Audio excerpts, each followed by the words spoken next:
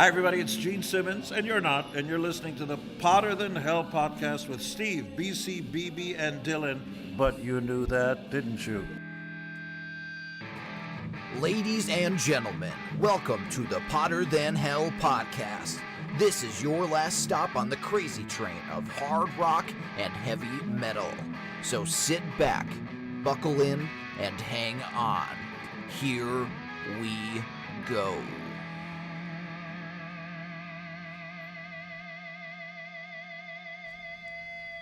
Hey, you Potter Than Hellions. Welcome back to the Potter Than Hell podcast. This is Steve, your host, and I am joined as always by BC and BB. And our keyboard player this evening will be Dylan. Hey, guys. This is going to be part 2 of our March Madness episode, and just a quick recap. Dylan is still poo-pooing over some of his picks, even though he ended up ultimately winning the bracket. Back in black AC/DC. Back in black AC/DC. Went up against the original KISS lineup. And, there were some cool picks. And some of the stuff, I think, was kind of out of our wheelhouse, I think. But we're coming back now with the How the West Was Won division, I think. That's what we're calling it. So we're going to be going with the Steve-O bracket right now. And then the BC Pfft one will be after that. We're gonna jump right back into it. We know the last episode was long. We apologize for the length, but to do the material justice, we think we just had to, keep pushing through. I thought it was a great episode. I thought we had a great time recording it. And but let's get a couple quick thoughts on the last episode. We'll go around the table here. BB. Yeah, the great time. I you can tell in the beginning it was fun to debate some things and people getting mad and people Dylan. getting angry, but it's all in fun. We're all having a good time, bunch of laughs, and I don't think anyone has ever done anything like this, and I think we're having a really good time with it. It was definitely fun. I mean, some of the bands were very hard at the end to argue against each other, I thought, but I guess it's just for fun. Have a good time. Yeah, I think this is a cool thing to do. Hopefully the arguments will be heard this time, and that'll be considered a lot more than what you're just feeling about the band.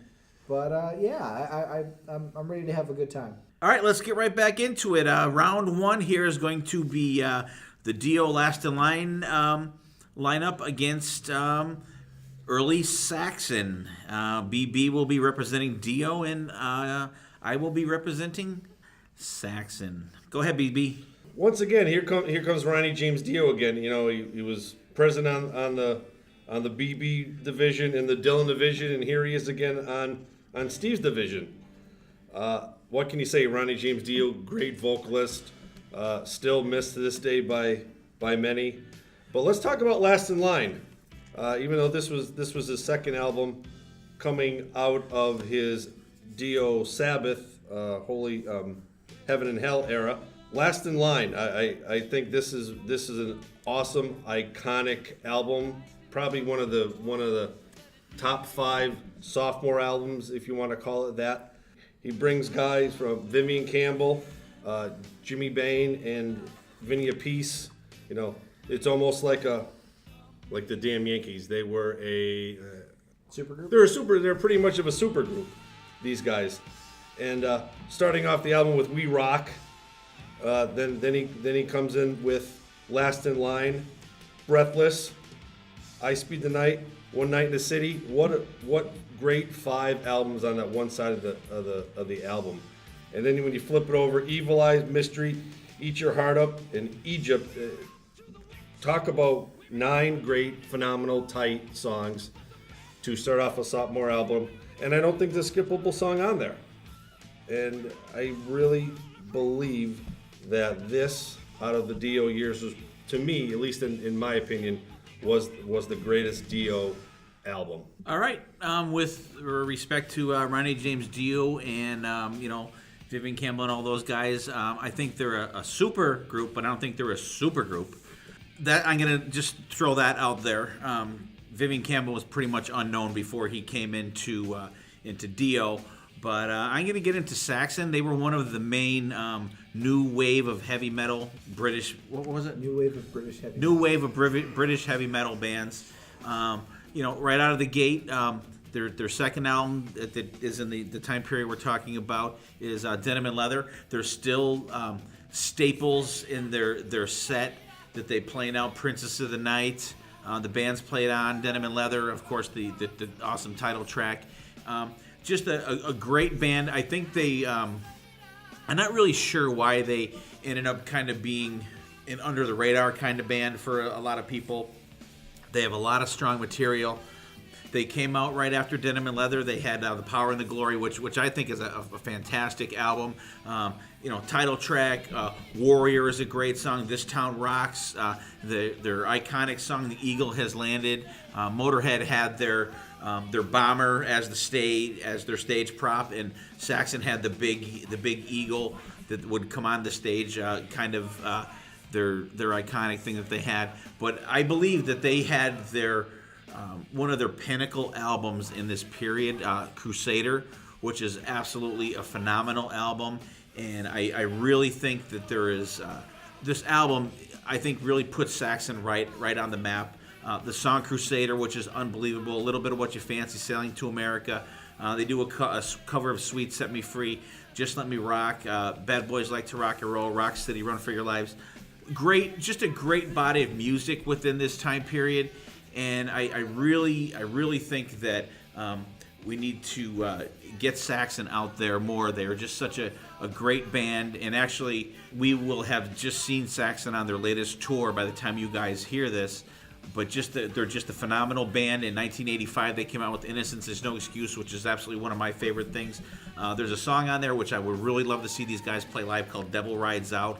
And the iconic song Broken Heroes, if you guys listen to that, it's about just guys that went to war and were damaged either physically or killed or mentally damaged from the effects of warfare. I think they're just a band that is out there that really needs to be out there more, because they're just a fantastic band, and just as a body of material, I think I would pick them over just like one album for Dio. BC, what do you think? Starting off tough already. I know. Like Dio, last line, great album, but like Steve made the point, like Saxon has a career of consistent music even to this very day, which I'm gonna go with Saxon on this one. I think I have to go with Dio last in line. You kind of just took us through like a chronology of the band and just listed off songs. There wasn't too many points made besides they have a lot of good songs, and I think BB's point about Vivian Campbell and the supergroup and all of that hit home with me a little harder than Saxon. And I love Saxon, don't get me wrong, but I think BB's argument was a little stronger. So it looks like you'll have to go to a tiebreaker already. We will go to a tiebreaker already, Right off the bat. and I really never ever in the world thought that Dylan would agree with me, since he's still poo-pooing from the last episode. That's But we'll not leave the that. reason. We'll let that one go. That's not the reason. No problem. We'll throw that out there to the. I think now you're poo-pooing. To the group.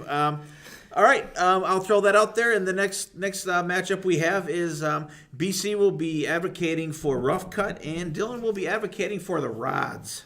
Do you want to go first, BC, or do you want me to go first? Go first. Okay, so the Rods. This is, and I noticed that I'm advocating for a lot of trios in this episode, and of course this is one of the greatest power trios in metal history. You have David Rock Feinstein on vocals and guitar. You had Steven Starmer on bass, but then it was Gary Bordano, who they both do an amazing job, and of course the legendary Carl Kennedy on drums and vocals. Like, you can't.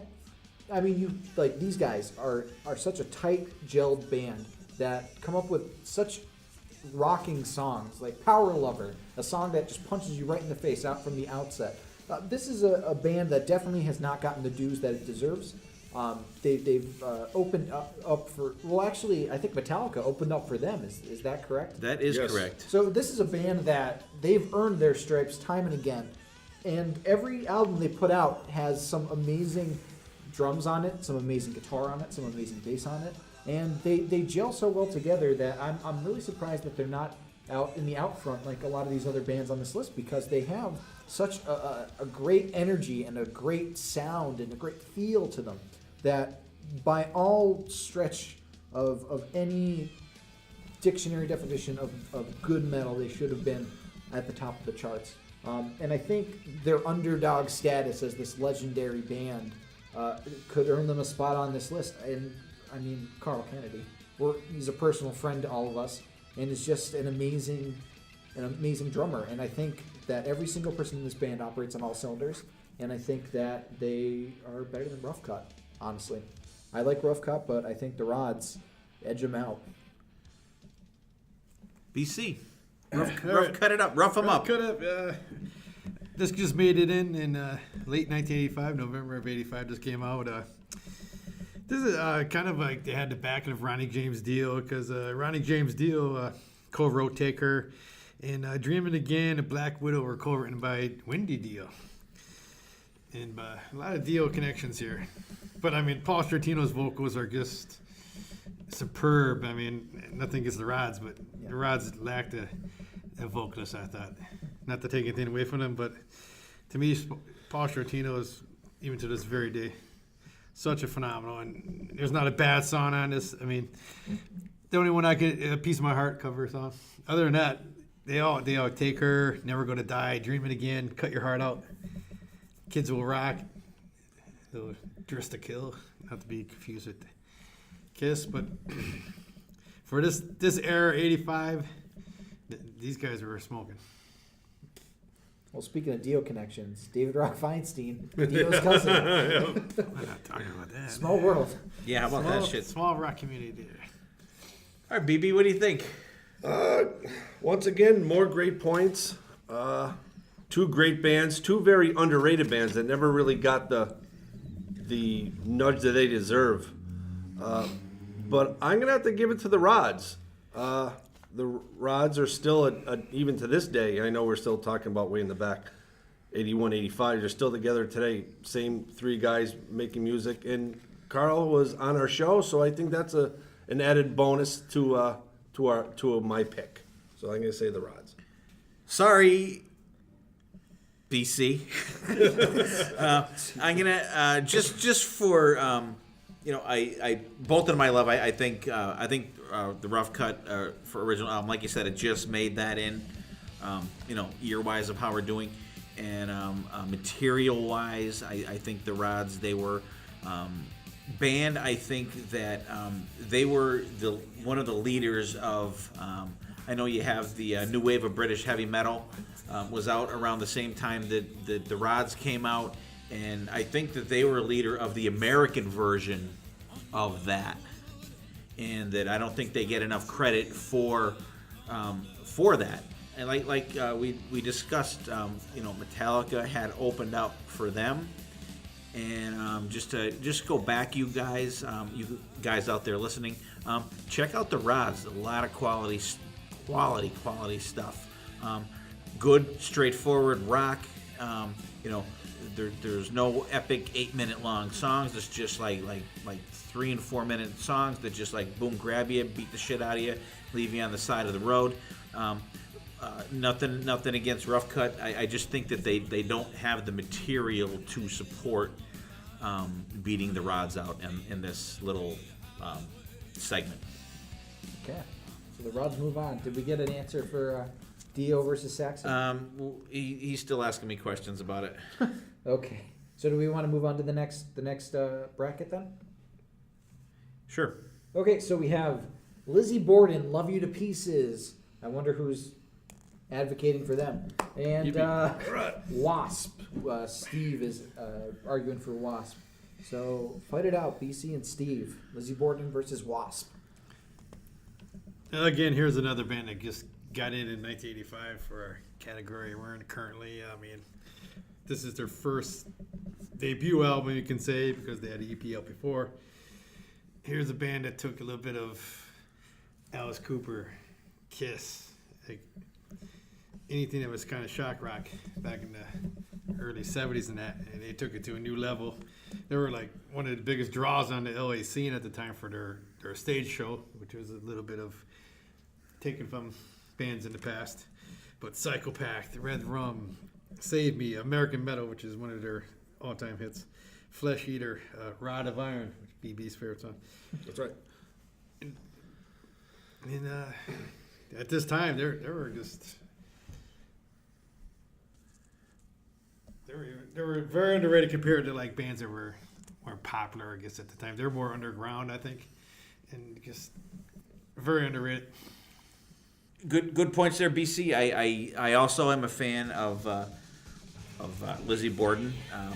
Love You to Pieces, and they were a band that I enjoyed. I actually had their EP before that album even came out. But I do have to say, you can't stack them up against even just go the first two Wasp albums, or just go the first one. I think the Wasp album, self-titled, is one of the strongest hard rock, or depends on how you want to categorize them, hard rock or metal debuts out there. It is a great album. I actually just listened to that today all the way through, and it's just a slamming album from the time you would drop the needle till that it just runs out at the end. I think Torture Never Stops, I think, is the last song, and it's just it's a slamming album. There's iconic songs on there. I think if you ask someone, a metal fan, who would you rather see live, except unless you ask BC. Wasp, even though neither band really plays around a lot. So, but I think just on the strength alone of the first two Wasp albums, I think you got to pick Wasp. You got to go with them. Very, very strong debut album. One of the best hard rock or metal debut albums out of that genre and time frame. Yeah, I think I have to side with Wasp on this one. I do think, holding up debut to debut, Wasp has a more solid album. Plus, I think they, Steve made some good points about, walk up to anybody on the street, who would you rather see? It would probably be Wasp. So that's my pick, Wasp. Yeah, for me it's Wasp as well. Just on the aspect of, being a little bit more popular. Lizzie Borden, another band who never really got enough credit, radio play or anything. But Wasp definitely brings it in their debut album compared to Lizzie Borden. BC thinks we're all on crack. Okay, Wasp it is. Sorry, Lizzie. Sorry, Lizzie. You still have another chance. All right, and our pick-in is for the first pick in from Steve and Michael against Dio and Saxon. It is going to be Dio. Ooh. All right, we will move on, and the next up in the ring is BB representing Twisted Sister, and in this corner, Dylan Rush. So Rush during this time, I think, hit their creative stride. You start off the decade with Permanent Waves, which has Spirit of the Radio, Free Will, Entre Nous, Jacob's Ladder, which is a really cool song, Natural Science, which has some cool movements, and then you go into Moving Pictures, which is their classic album that everybody knows. You have the radio hit Tom Sawyer, my dad's favorite Rush song, Red Barchetta, YYZ, which is a really amazing instrumental that really shows off the power trio dynamic of these guys, because you have Geddy Lee on bass, and his bass playing is amazing, and so are his vocals in this era. And you have Alex Lifeson, who is really overlooked as he's an amazing guitarist and really adds a lot to the band. And then the legendary Neil Peart, with his drumming that is unrivaled in this genre. And more songs on this album. You have Limelight, which another classic, Vital Signs, Witch Hunt. It's a classic album. Exit Stage Left came out during this time, which is a great live album. Signals, Subdivision. This is a time where the band sound was evolving. And it was before they got really too much keyboard heavy, because Power Windows was, started to get the keyboard heavy. But it's like right in the cusp where they're getting the keyboards right, where it's gelling with the music really well, and they're still keeping that really rockin' edge. And it shows an evolution of the band in a really good way. They're getting out of like the proggy 70s and getting into more the really cool, like rockish synth 80s, but it's still controlled. It's still a really good way to use the keyboards, where it's not all keyboards. They're still using the instruments and stuff. And the songwriting is really solid too during this era. So I think Rush should win this round against Twisted Sister. And plus, Power Windows was BC's favorite Rush album. Yes. Right?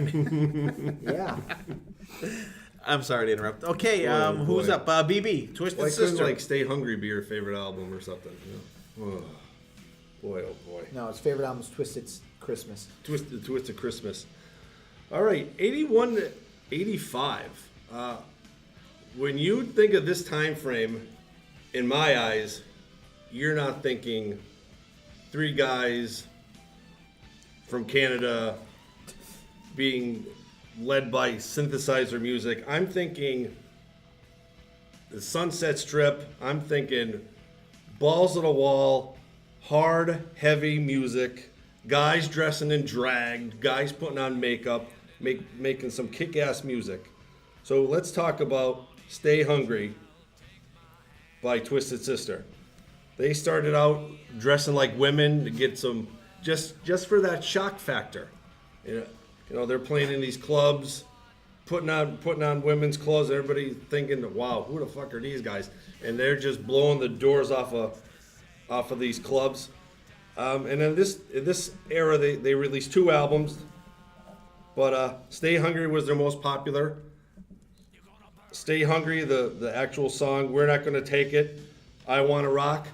And not only are these songs really, I think, in this era iconic, especially, you know, I Wanna Rock or We're Not Gonna Take It, they pushed the video making for MTV as well. I think, you know, they got out there making videos, making, you know, funny videos, and MTV pushing their music, and I think that helped as well. But I think if you put these two bands together, I think Twisted Sister in this era definitely is better than the Rush era, just for the aspect of, you know, dressing like women, putting on makeup, and running the Sunset Strip like this era should be. So I just wanna summarize that for you. Vote for Twisted Sister because they dress like women. Yeah. Here's the argument. All right, BC, Yes. what do you think? Oh God! Like I said, there's 2 different avenues here, and but for me personally, I mean, for that era, I mean, you're talking like 3 kick-ass albums from Twisted Sister. I thought, so I'm gonna go Twisted Sister. BC's going Twisted Sister. Great arguments on both. Definitely great arguments on both. I'm glad BB threw out there. And I love both bands. Let's throw that out there to begin with. And I'm gonna go with Twisted Sister. I was writing it down before I said, but I'm going with it because BB threw in that rocking aspect of it. I don't give a shit that they were dressing up like women. I feel Whatever. rocking too. You know, Rush has something, but and I like how BB brought in the video aspect of it, because MTV was starting to just like get rolling, and they had the videos, and they really put themselves out there, and they you know, you can't beat the Twisted Sister videos with Nita Meyer from Animal House on there. I got to throw it to TS on that one. Sorry, Dylan. All right. Next up, we're going to same 2 head-to-head here. BB's got Def Leppard, and Dylan has Night Ranger. Jeez. 2 stellar bands. Good, BB. All right. All right, 1981 to 85. Def Leppard, 2 albums, High and Dry and Pyromania. Great English band. And these are another, and you know, and don't use this as a thing, but these are another guys that I think they got their start over here from MTV as well. I think they started off with High and Dry and Breaking on a Heartbreak, if I could remember correctly, were videos on MTV. But Pyromania, 1983. Fantastic songs on this album. From front to back. Great sounding, great band, great music. And here we got Photograph, which is probably one of their iconic songs that today you still hear. Too Late for Love, Foolin', Rock of Ages. It was just a great way to start their journey into the U.S. and I think they really blew the doors off of selling out arenas at that time too. I'm pulling a BC. Def Leppard. Okay, so Night Ranger. During this era, they came out with 3 albums. I would hold up Down Patrol and Midnight Madness against High and Dry and Pyromania any day. I think that Down Patrol is one of the greatest debut albums. Don't Tell Me You Love Me being one of the best opening tracks, the opening statement about a band. This is who we are. We're really, really awesome in it. Sing Me Away is a really cool song. Eddie's Coming Out Tonight. She Likes to Rock. Like, come on. It's a great song. But then Midnight Madness, possibly one of the best sophomore albums ever. You Could Still Rock in America. Rumors in the Air. Sister Christian, Touch of Madness. When You Close Your Eyes. And Sister Christian had a video on so that I can get that in there so that I can be fucking considered. And like you have this all-star band. Like you can't even deny that Jack Blades, Brad Gillis, Kelly Keebe. Like, come on. These guys are talented. They go together really, really well. And I think that Brad Gillis tears the shit out of every song on those 2 albums during this era, the 3 albums during this era, but especially those 2, in a way that Def Leppard doesn't quite get the rocking out like Night Ranger does in this era. I think that their radio hits are far more, have more of a punch to them than I think Def Leppard's in this era. Def Leppard was starting to get really commercial during that time, especially in Pyromania and onwards. But Night Ranger was just getting going with their rocking attitude, and I think they should win this one. What do you think, BC? Oh my God, 2 great bands. I mean, like you said, Brad Gillis. You had Phil Collins. I mean, there's just amazing talent in both bands. But man, it's a tight one. But I'm going Night Ranger. Unfortunately, I have to go against Def Leppard on this one and go with Night Ranger. Sorry, BB, you kind of lost your thread there. I did. You kind of lost your thread, and I do like how Dylan brought out the aspect of how much of a rocking band Night Ranger is. We've talked about them several times on the show here, and we've seen them several times. We'll be seeing them again at M3 this year. And I kind of, and Dylan also brought out too that it seemed like Night Ranger was going up rocking wise, and Def Leppard was going more commercial wise.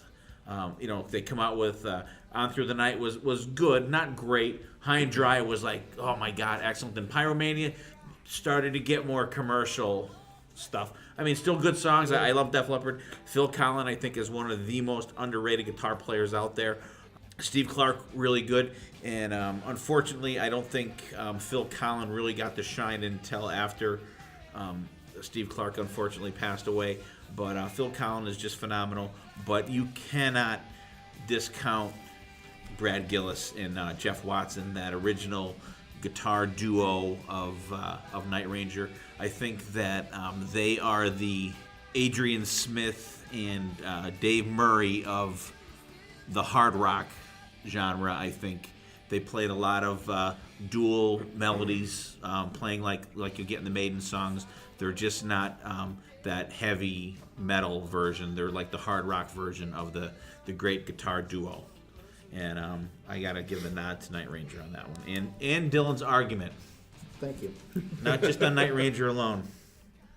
All right, up next, I'm going to be advocating for Iron Maiden Peace of Mind, and BC will be talking about the band from Germany, not except Crocus. Go ahead, BC. I saw this matchup and I was like, took the wind out of my sails because like I'm going against one of my favorite bands of all time. But anyways, I'm gonna go with Crocus, Headhunter mainly because out of all the albums this is probably their most notable one. I mean, just Mark Torrance's vocals and Fernando Van Arb's guitar playing really put these guys on the map with this album. There's not a bad song, I don't think, from head to start, like Headhunter, Eat the Rich. The slow song, Screaming in the Night, even for a slow song, is nice. Ready to Burn, and Stay Awake All Night. Stand to Be Counted is just rocking from first track to last. All right. Okay, while I will agree with BC that Headhunter is a really, really good album, it is light years away from Iron Maiden Peace of Mind, which I will remind everybody out there that it is the greatest Iron Maiden album that is out there. Even just production-wise, the sound on Peace of Mind is light years ahead of the production for Headhunter. No disrespect to whoever produced that. Martin Birch produced Iron Maiden Peace of Mind. And Iron Maiden Peace of Mind, that was the album that solidified what I consider to be the best version of Iron Maiden. Nothing against Clive Burr or Paul Di'Anno or Dennis Stratton that were in the first incarnations of Iron Maiden. But once Nico McBrain got in there and Adrian Smith was hitting on all cylinders, Bruce Dickinson was able to officially write for the band.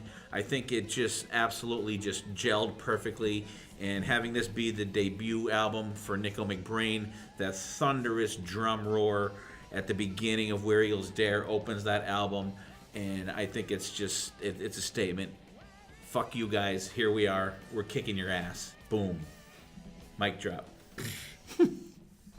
I think I have to go with Peace of Mind Maiden. I mean, Crocus is great. Definitely during this era, they're fantastic. But I do think that the inclusion of Nico McBrain really added that dynamic, just like Steve said. So I think I have to go with Peace of Mind for my pick. I do as well. Another great debate by you two guys.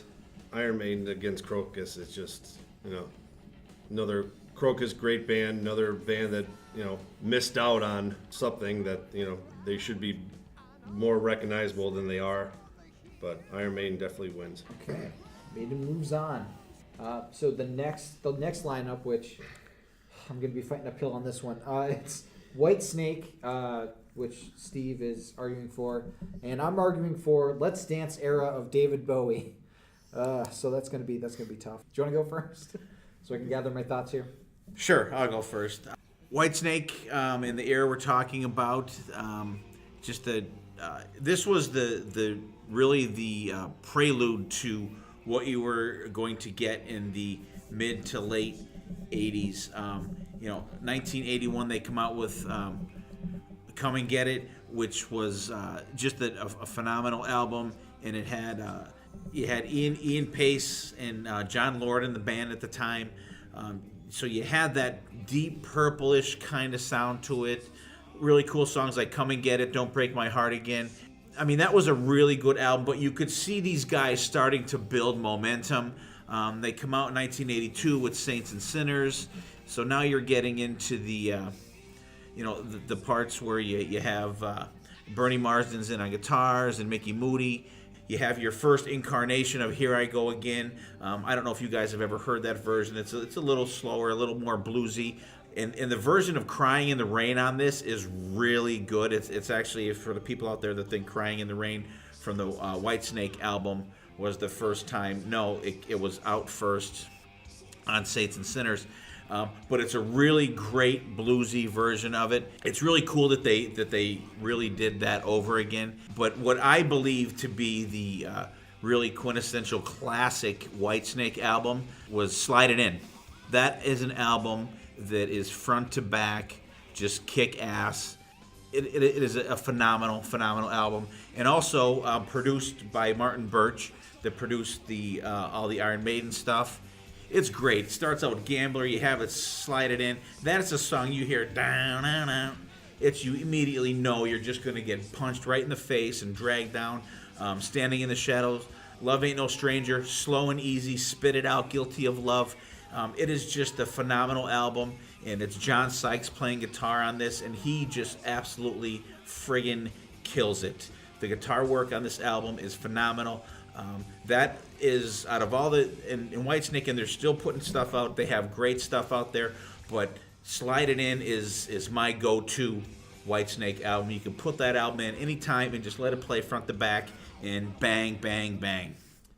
It's I'm definitely fighting an uphill battle here, because Whitesnake is a great band, and this is a pretty good era for them. But I do have to say, for David Bowie, Let's Dance, something that a lot of people don't know is that the guitar player on this album is Stevie Ray Vaughan. So you have some real talent on here that you normally don't see in terms of like the rock world, that you normally don't see within David Bowie, especially in the 80s, because he was trying to find his identity. And this album, I think, really shows a cool side of Bowie that you normally don't see. The tracks on here are really quality in terms of, like, you see like radio hits of the 80s, and a lot of them are kind of just popish, but like songs like Modern Love, China Girl, Let's Dance, these are songs that have some real substance to them that you normally don't see within pop songs of this era. And I mean, like, looking at the decade as a whole, it was ranked 83 in Rolling Stone's list of the 100 best albums of the 80s. Whitesnake was not on that list. So But I think it's Rolling Stone. yeah, but they're considered, like it or not, they're considered a reputable source don't for like rock bands. music. Just because you don't agree with their opinions doesn't make the opinions less valid. Yes, it does. But this is especially for Bowie in this era, who was bouncing back and forth between different themes and styles. It's a really an album that gels and makes it's cohesive, which, especially since this is Bowie off drugs, he was struggling to get like an identity again, because he had like so many different personas than White Duke, Ziggy Stardust, that he was finally learning to be himself. And I think this album is almost like a journey of self-discovery in a way. Is it more commercial than Whitesnake? You could say that, but I'll hear Let's Dance and Modern Love and China Girl a lot more than I'll hear most of Whitesnake. Although, you hear Still the Night a lot, but that wasn't out during the era that you're in, right? That was 87, was it? So that was 87. So I think Bowie in this era has more staying power than Whitesnake does. And I know that I'm not going to win this argument, but I just want to go out swinging. Well, you did make some good points, but I have to go with Whitesnake. Whitesnake, at least in my eyes and in my library, I don't think I even have a David Bowie song in my library. That's a shame, because he has a lot of good songs. I will go with Whitesnake. I agree with BB and Dylan. Dylan made not to take anything away from David Bowie, don't get me wrong, but he was never really on my chart of any kind. Not to take anything away from him, but I'm going to Whitesnake. All right, and I'll say, Dylan, here's what just your consolation prize for this thing is. Make a playlist of David Bowie stuff, 10 songs that you want us to listen to, and we will all listen to them, and we'll tell you how we like them. Okay. Okay. All right? There you go. There you go. So that's the first consolation prize in a thing there. Okay? I mean, I didn't think I was winning that one, Okay. but I just wanted to. All right, so here's the last competition here in the Steve-O bracket. We are going Kiss Creatures of the Night version against Motley Crue, 81 to 85, B, C, and BB. We'll let BB go first with Kiss Creatures of the Night. Creatures of the Night, and then they have the same lineup with Lick It Up as well in this era. From Creatures, we have Makeup. We have the birth of Shredding Vinnie Vincent, which I think was a great add-on, especially in this era to Kiss. It gave them that shredding heaviness that I thought they needed. Nothing to take away from Ace, but I think Vinnie brought a little bit of what this era was about. Guitar playing, shredding, and then to go from their Creatures album to Lick It Up, they take their makeup off. They come out with probably one of their top 5 songs that they release as Lick It Up without their makeup. And I think just from the makeup transition to the non-makeup and how they carry themselves, I think in this era, this period, I think it beats Motley Crue's album out, definitely. I'm going to state that this is Motley Crue Shout at the Devil, not because Motley Crue. I'm going to Shout at the Devil on this one. This album set the bar for everything that came out after this, as far as bands' looks, music, everything else. I mean, here's an album that came out and sold over 4 million copies. Not that I'm a fan of Nikki Sixx, but when these guys came out, they took a little bit of Alice Cooper Kiss. And these guys actually came out before Lizzie, I would have to say. But shout out The Devil Looks the Killer, just like they do a cover of the Beatles, Helter Skelter, which I love when a band does a cover of band I don't necessarily into, but rip it up. Here's an album, just I don't know, I can say it over and over. Just without this album, a lot of other bands would not have, I think, would have been exposed or discovered. These guys set the bar. Dylan, what do you think? Good arguments on both sides. It's kind of a tough one. I think that I feel like BB's argument was a little stronger. I think I have to go with Creatures of the Night.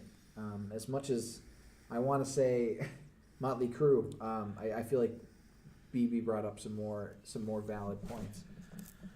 Okay, I totally disagree with you, Dylan. Thanks. I thought that I thought that BC's argument was better, not light years better, but I think BC brought out he brought out some songs and like influence type stuff and everything like that. So we have our second tie of the thing. Sorry, BB. So we'll throw that out there, and I think it's Sonny's turn to pick, and I could probably guess who he's going to pick, but we'll leave that one up to Sonny. So that's it for the Steve-O division or bracket, and we're going to move on to here we go in the BC Pfft division. We're going to do Metallica against Metallica Master Puppets against Judas Priest Painkiller. All right, and Dylan will be going for Metallica Master Puppets, and I myself will be going for Priest Painkiller. Before we get going there, Sonny Pooney has weighed in, and he picked Motley Crue on this one. Sonny. Okay, Dylan, you're up. I just want to start out by saying that both of these lineups are fucking fantastic. Painkiller is one of my favorite Priest albums of all time, but Master Puppets is my favorite Metallica album of all time. I think that this is the album that they finally got it all right. They knew exactly who they were, what kind of statement they wanted to make, and they put this out in this amazing, blistering album that blew the doors off of anything that came before. Unfortunately, they got cut down in their prime when Cliff Burton tragically died in the bus accident. And as much as I like Jason Newsted, I don't think that musically he was at the level that Cliff Burton was bass playing wise, because Cliff Burton played lead bass, and everybody who knew him said that. And he wrote like a lot of the songs, whereas Jason Newsted was never given the ability to write those songs. So that's why I think that this lineup is the quintessential Metallica lineup, because they were all working together to write these amazing songs. You start off with Battery, which is one of the most blistering opening songs you could ever have on an album. Then you go into Master Puppets, which is still played on the radio, despite it being an 8-minute song. The fact that that is played on the radio is mind-blowing. The thing that should not be, I know that you don't like that personally, but it's a really cool song about this Lovecraftian demon, and it paints this picture in your head, just like a lot of these songs paint like a picture in your head. Welcome Home Sanitarium, a really awesome build of a song. Disposable Heroes, Leper Messiah, two of my favorite Metallica songs of all time. This is a band that Ride the Lightning, they started to get that sound, they started to polish up what they had in Kill 'Em All, but Master Puppets, they perfected that sound. They made it like as perfect as you could have for thrash metal. The time signature changes on a lot of these songs are really interesting and really different. And I think that whatever came after and what came before for Metallica just doesn't compare to Master of Puppets, because And Justice for All, you can't hear the bass in the song. And the songs are like 12 minutes long, at least. And every other album, I feel like they just got more commercial, or they were trying to go back to the roots. But Master Puppets was the album where they didn't have to try. They just were able to just get that down amazingly. And that's why I think this era of Metallica should win over Priest Painkiller. Okay. I love Master Puppets. I do disagree with Dylan thinking that is their best album ever. I definitely don't agree with that. And I think that the it's a good sounding album, but I think that the sound on that is a little bit stale for some reason. And I don't, a lot of the songs don't really resonate with me for the Metallica one. I do like it, but I don't think it's their best work. But Judas Priest, Painkiller. Right at this time when this album came out, all the pieces for Judas Priest fell into place. The album they had before that, Ram It Down, I think a lot of that was programmed drum sound on it. It just sounded so fake, their drum sound on it. When they did Painkiller, it's produced by Judas Priest and Chris Tangerides, who unfortunately just passed away last year. Phenomenal producer. I'm sorry, I was choking a little bit there. But this is the album where all the pieces came into place for Judas Priest. They got Scott Travis, drummer from Racer X. Like I said with the Iron Maiden album before it, listen to the drum intro for Painkiller. Oh my God. What a statement to open up an album. This is them saying, we finally put everything together. This is the Judas Priest sound as it should have sounded all along. Here's our drummer, Scott Travis, that is going to play all those other songs that we had that should have this drum sound. And the album, there is not a skippable song on it. Starts out with Painkiller. I remember, knowing when this video was going to premiere, and it just came on, and it was like, oh my God, like what the fuck is this? And it's just, you're like, boom, this is the Priest I've been waiting for. Even though I was a massive Judas Priest fan, this is the one that solidified this is how Judas Priest should sound. Hell Patrol, All Guns Blazing, Leather Rebel, Metal Meltdown, Nightcrawler, Between the Hammer and the Anvil, Touch of Evil, Battle Hymn is a little instrumental thing, One Shot of Glory, just front to back. This album just beats the fuck out of you and just keeps kicking you when you're down until you're pissing blood on the ground. This is the Judas Priest album that Judas Priest had been waiting their whole career to make. And nothing against Master of Puppets, but this album just picks it up. Did you ever see the Avengers movie where the Hulk picks up the one dude and he slams him around the fucking room? That's what Painkiller does to Master of Puppets.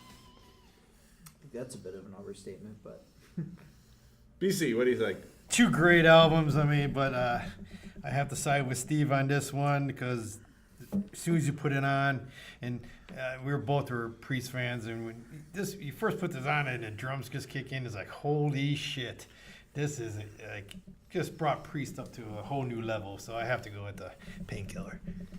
And I'm gonna side with Dylan. I think Master of Puppets, this really put Metallica out front in this era of heavy metal music. These young guys just blowing the doors off of arenas and stuff.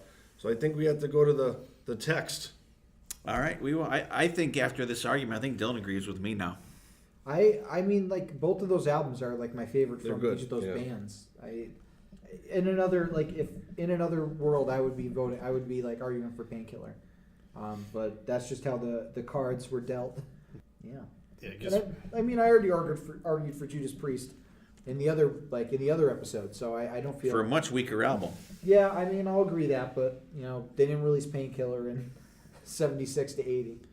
All right, we will throw this out to Mark Anthony K, and we will move on to our next pick. We have BB advocating for Sammy Hagar Van Halen version, and BC Ultimate Sin of Ozzy.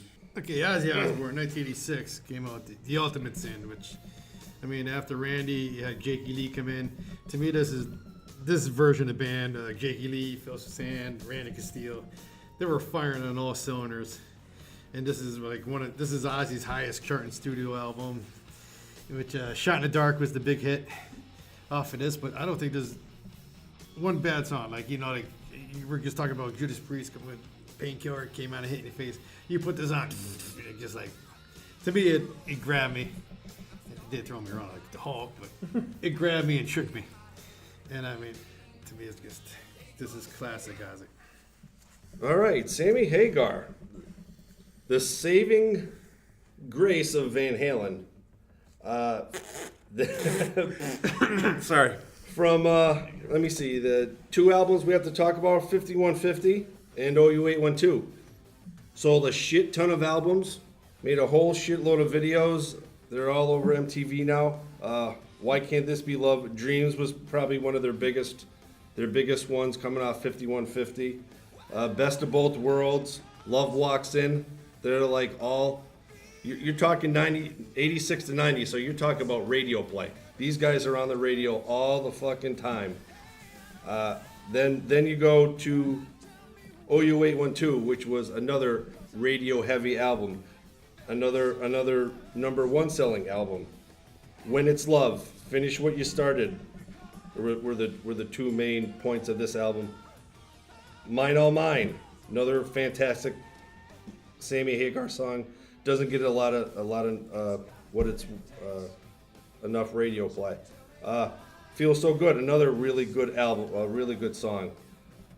I think Sammy came in and really kicked ass, took this band to a different level, a different music level, and for these 5 years, I think Sammy turned this kick-ass band from the 70s and early 80s to an iconic band in this genre that we're talking about, this era. Okay, Dylan, what do you think?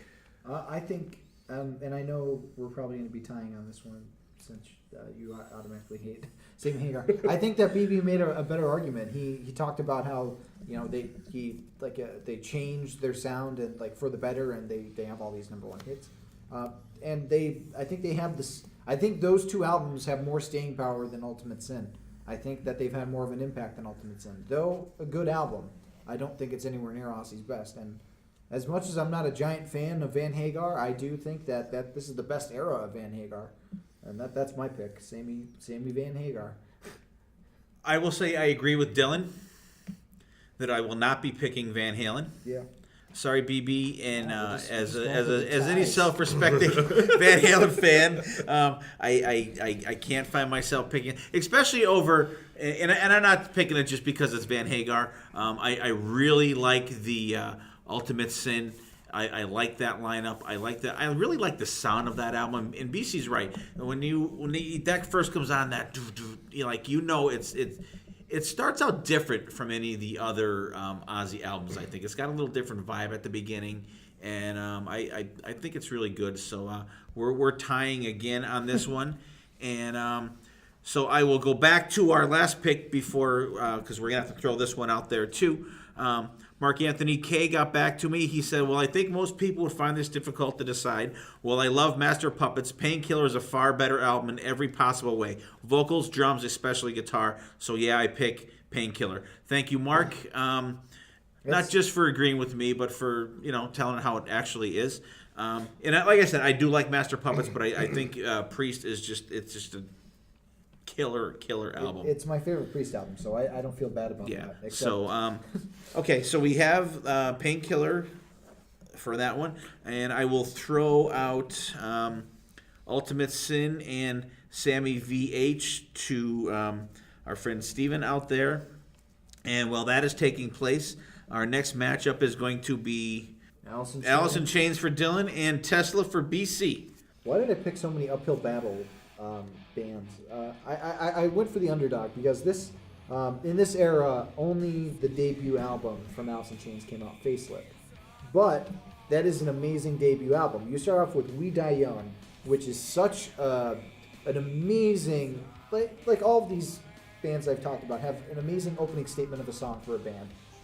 Recently covered by Stone Sour, but you have like Man in the Box, Sea of Sorrow, Bleed the Freak. Like these are songs that just have such an amazing sound to them, and they're different too. It sounds different. It's got that twinge of heavy metal, but also that new grunge sound that was starting to get into the area. So it's a band that is taking the sound of the old and kind of evolving it into something else. It's respecting what came before while pushing it forward, and I think that does it in a way. And don't get me wrong, this era of Tesla is amazing. Just like with Judas Priest, any other bracket I would be arguing for Tesla. But I think that Alice in Chains did something different for the time. They were doing something that was completely new and unique, and this was before grunge got anywhere close to being really big on the charts. And this was before it was bad. And I think I think that while Tesla is amazing during this era, they were just kind of doing the same stuff as everybody else. Though they did it really well, they were still just following the trend, whereas Alice in Chains was pushing for something new. I agree. I'll give you that much. I mean, it was good. Like, had a hard rock and that grunge to it. But here's a band, Tesla. They came out with Mechanical Resonance, and I mean, here's an album with the dual guitars of Frank Hannon and Tommy Skeech. I mean, how about the solo on Coming at You Live, like back and forth, that just rips your face off. I mean, Love Me, Cover Queen, I mean, Rock Me to the Top. I mean, to me, there's not a bad song anywhere on this album. And then they came out with the Great Radio Controversy, which kind of see them going in this, again, a continuing of, to me, they were a great guitar team. Unfortunately, Tommy fell to drug abuse. Or Fell to the wayside.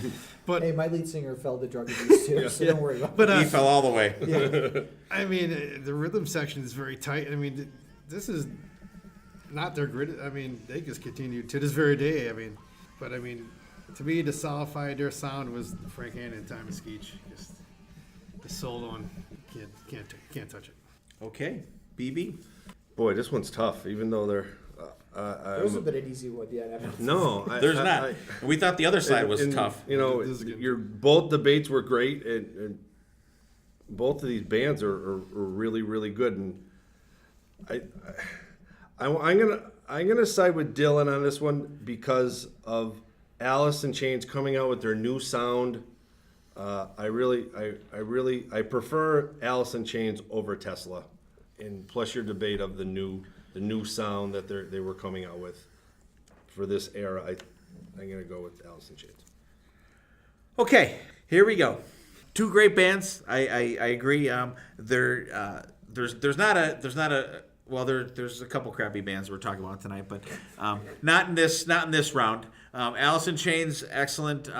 Tesla, great. And like I mentioned in an episode before, I saw Tesla and BC mentioned it. The solo and Coming at You Live is just tear your face off.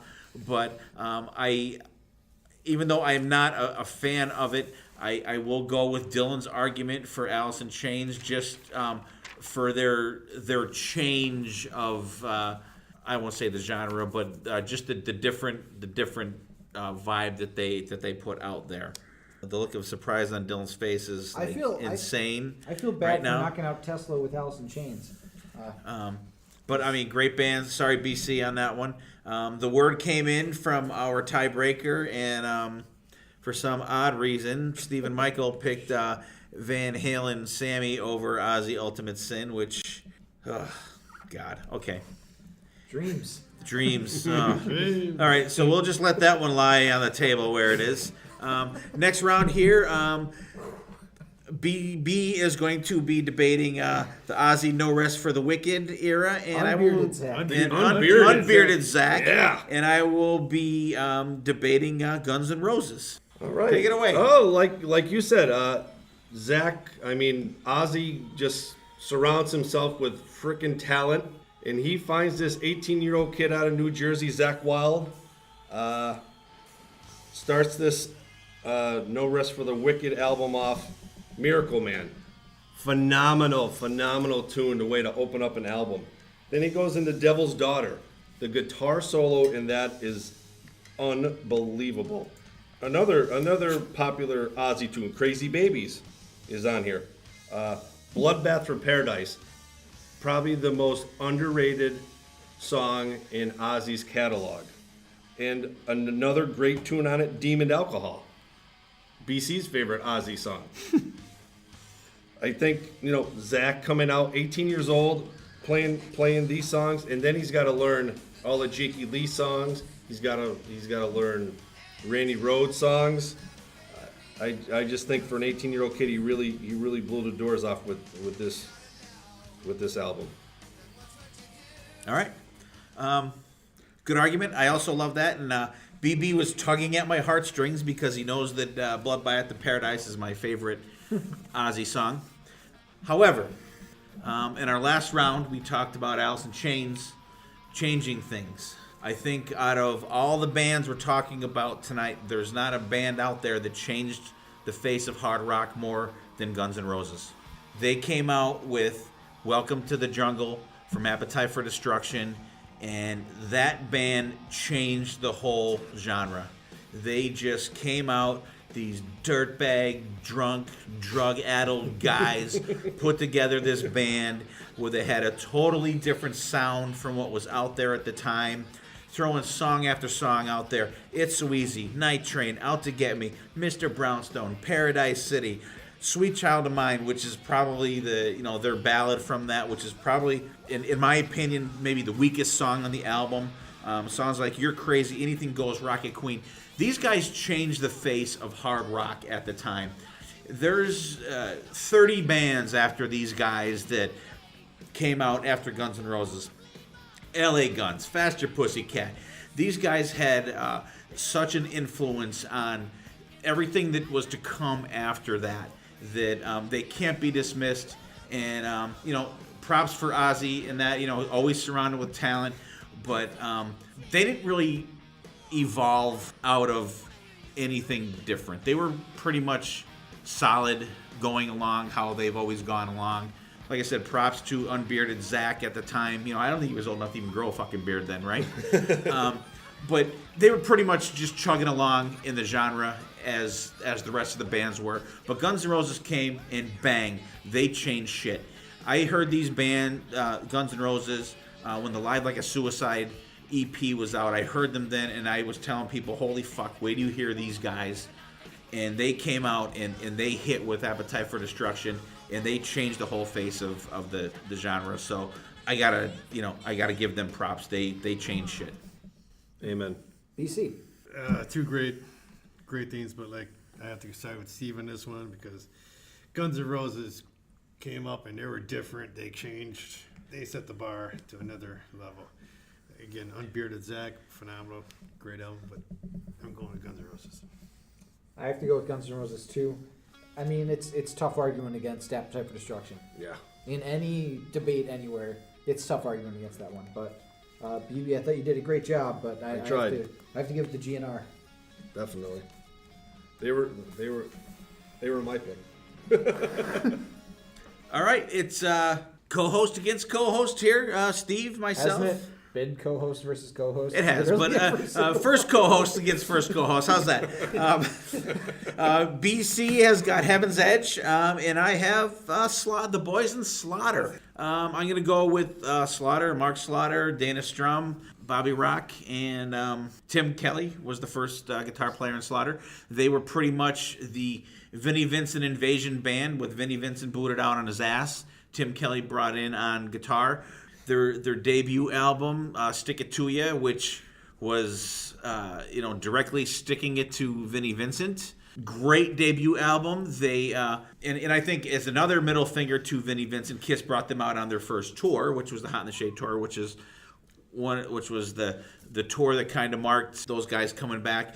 Stick It To Ya is really the only album I can talk about because it's within the years of our things here. But Eye to Eye, Burning Bridges, and Up All Night, that is their quintessential song. That and as far as we're not ballad fans on this show, pretty much. At least BC and myself, I can only really speak for us. Fly to the Angels, a great emotional song that they put out there. BC's going to advocate for Heaven's Edge. I want someone out there to name me 2 Heaven's Edge songs and name me 2 Slaughter songs, and who's going to name who. You guys decide for yourself. Think about it yourself. But the rest of the album, one of the strong songs on there is a song called Mad About You. They still do live, which is phenomenal. They're still a great live band. It's a great show. I hate that show. Although Helen Hunt is pretty hot. But it's a great album, and it's a great debut album. And I'm a big fan also of Heaven's Edge, but you'll see them play. They've played M3 a couple times, but they're not as prolific out there touring and as more sustainable than they are not more sustainable than Slaughter. I think Slaughter is a great band. And they fit the perfect time that they were in. Stick It To Ya is a fantastic album, front to back, great album. 1990 here, Heaven's Edge, which to me, this is when music shit the bed, and these guys got lost. If these Lost guys the were a little shuffle. bit earlier, they could have been huge because, I mean, Reggie Wu, I mean, I probably pronounced his name wrong, I don't know. Wu? I think so.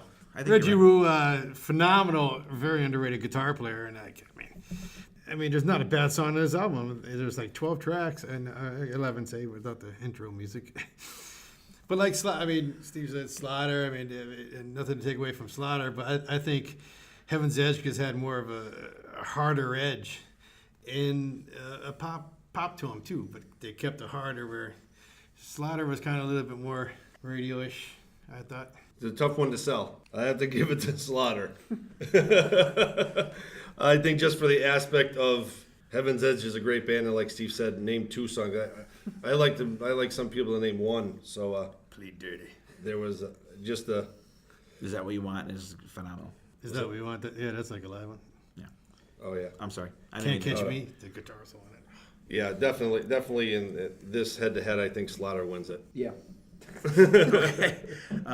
And believe me, I love Heaven's Edge too, and they're one of them. We talked about them on a couple episodes too. They're one of the bands that they don't play all the time, but when they do, they're a good band. They have choreographed stage moves and shit. Really great live band to see. And they're You playing guys around out there, Philly check them out. They are. shortly. Next month, I think. All right, we'll pencil Slaughter in there. All right, so here's going to be a very interesting matchup coming up here. We're getting down to the bottom of the BC Pfft bracket. So we have a very strange pick from Dylan. It's the Beastie Boys, which if I pick someone like this, he would tell me that it's, what is that? What is that saying? Not in format. Not in format. Considered rock. And BB is advocating for the Kiss Crazy Nights era. Or album, I don't know, however you want to do it, and have at it. Go ahead, Del. Okay, so this one's going to be tough, obviously. But I just want to point out that whereas Crazy Nights, I think, is one of the safest Kiss albums on the face of the planet in terms of how radio-friendly and how pandering to the public it is, whereas the Beastie Boys are all about trying out new things. They are breaking boundaries. Like License to Ill is an album that tries such different things, combining these raps with rock music. It hadn't been done in this way before, besides Run DMC doing Walk This Way. But this is a band that decided, let's put these two things together and see what happens. Let's experiment with this new format and see what comes out of it. And I honestly think it's one of the most unique and adventurous albums out there. You have Kerry King on the solo for No Sleep Till Brooklyn. Bet you didn't know that. Pretty crazy. I know you're not a big fan of Kerry King. That's not helping. But, like Fight for Your Right, a great, awesome song. Slow and Low, really cool song. Brass Monkey, fun song. These are guys that don't take themselves too seriously, and they make this amazing musical statement that Crazy Nights, I think, fails to do. Crazy Nights, so they played a lot of the songs from the album on the tour. But once they got to the very next tour, Hot in the Shade, they only played Crazy Crazy Nights. And then they dropped that entirely from their album. It is the second least played album on tour in Kiss's catalog. What's the first? Music from the Elder. Thanks. So even Kiss That's for a doesn't- reason. Even Kiss doesn't think Crazy Nights is a good album. It's an album that I think Paul Stanley had way too much say over because there's so much keyboards in the album. Like Paul sings most of the songs, and they're not that great. They're all like really just poppy. They're so influenced by this pop sound that I think it really makes the album suffer. Especially since it's the second album with Bruce Kulick, who is a really good guitar player and is very underutilized in this album. I think that they picked it back up with Hot in the Shade, and if you had picked Hot in the Shade for this argument, I think you probably would have won. But I think Crazy Nights is probably their second weakest album. I think I have to agree with Kiss on it. And whereas License to Ill from Beastie Boys, it's adventurous, it's taking risks, it's something completely different, and it was really successful. It's considered one of the best albums by a lot of different musical publications. You don't need to say Rolling Stone. No, Musical publications. no, like I know NME, Slade, like Q, like a lot of different. Read them all the time. Yeah. All right, BB. All right. Listen, Now, come in this with an open mind. now, one of your statements when you said Bruce Kulick was underutilized in this album. About a month ago, I actually listened to this album with my headphones on at work. The second I was done with that album, I sent a text to your father. I said, I never realized what an ass-kicking guitar player Bruce Kulick is. I said, musically, this album is awesome, and it's very underrated. And it doesn't have the big songs on it, but musically, it blows the door. I don't understand why it's not played, because Crazy Night, that was one of their hits from it, and then Turn on the Night. But I'll Fight Hell for Loving You, Bang Bang You, Hell or High Water, those solos on there, Bruce doesn't get enough credit for. So after you make your David Bowie album, listen to this album with your headphones on and just listen to his guitar playing. It is unbelievable because it really surprised me. Okay. He's awesome. I'll give Dylan points for it. I mean, great debating, and yeah, it might not be Kiss's strongest album out there, but still, it's rock and roll. I mean, so I gotta go Kiss. Okay, I will absolutely give Dylan great props for that, because he even had me thinking for a couple seconds there. I might actually go with it, and I do think that BB brought out. I think that Bruce Kulick is very underrated on this. It is Dylan. I do agree with you saying that it was a safe album for Kiss, but it's a lot better than a lot of people think. You need to look beyond the keyboards. And I remember when BB texted me, and we had talked about it. I said, just give it a shot. Just check it out. And it's great. And, people will probably be booing me and jumping out of their chairs and throwing tomatoes at me and shit. But I actually like the Gene Simmons 80s stuff. Like I said, you can't be thinking of Kiss being like Pink Floyd or Dream Theater or Queensryche for lyrical content. Or They're a Queen, band. who they lost against. Yeah. You can't be thinking about them, and they're not those bands. This is album number 14, so they're they're talking about partying and banging chicks and stuff like that. Or self-esteem. Good Girl Gone way. Bad.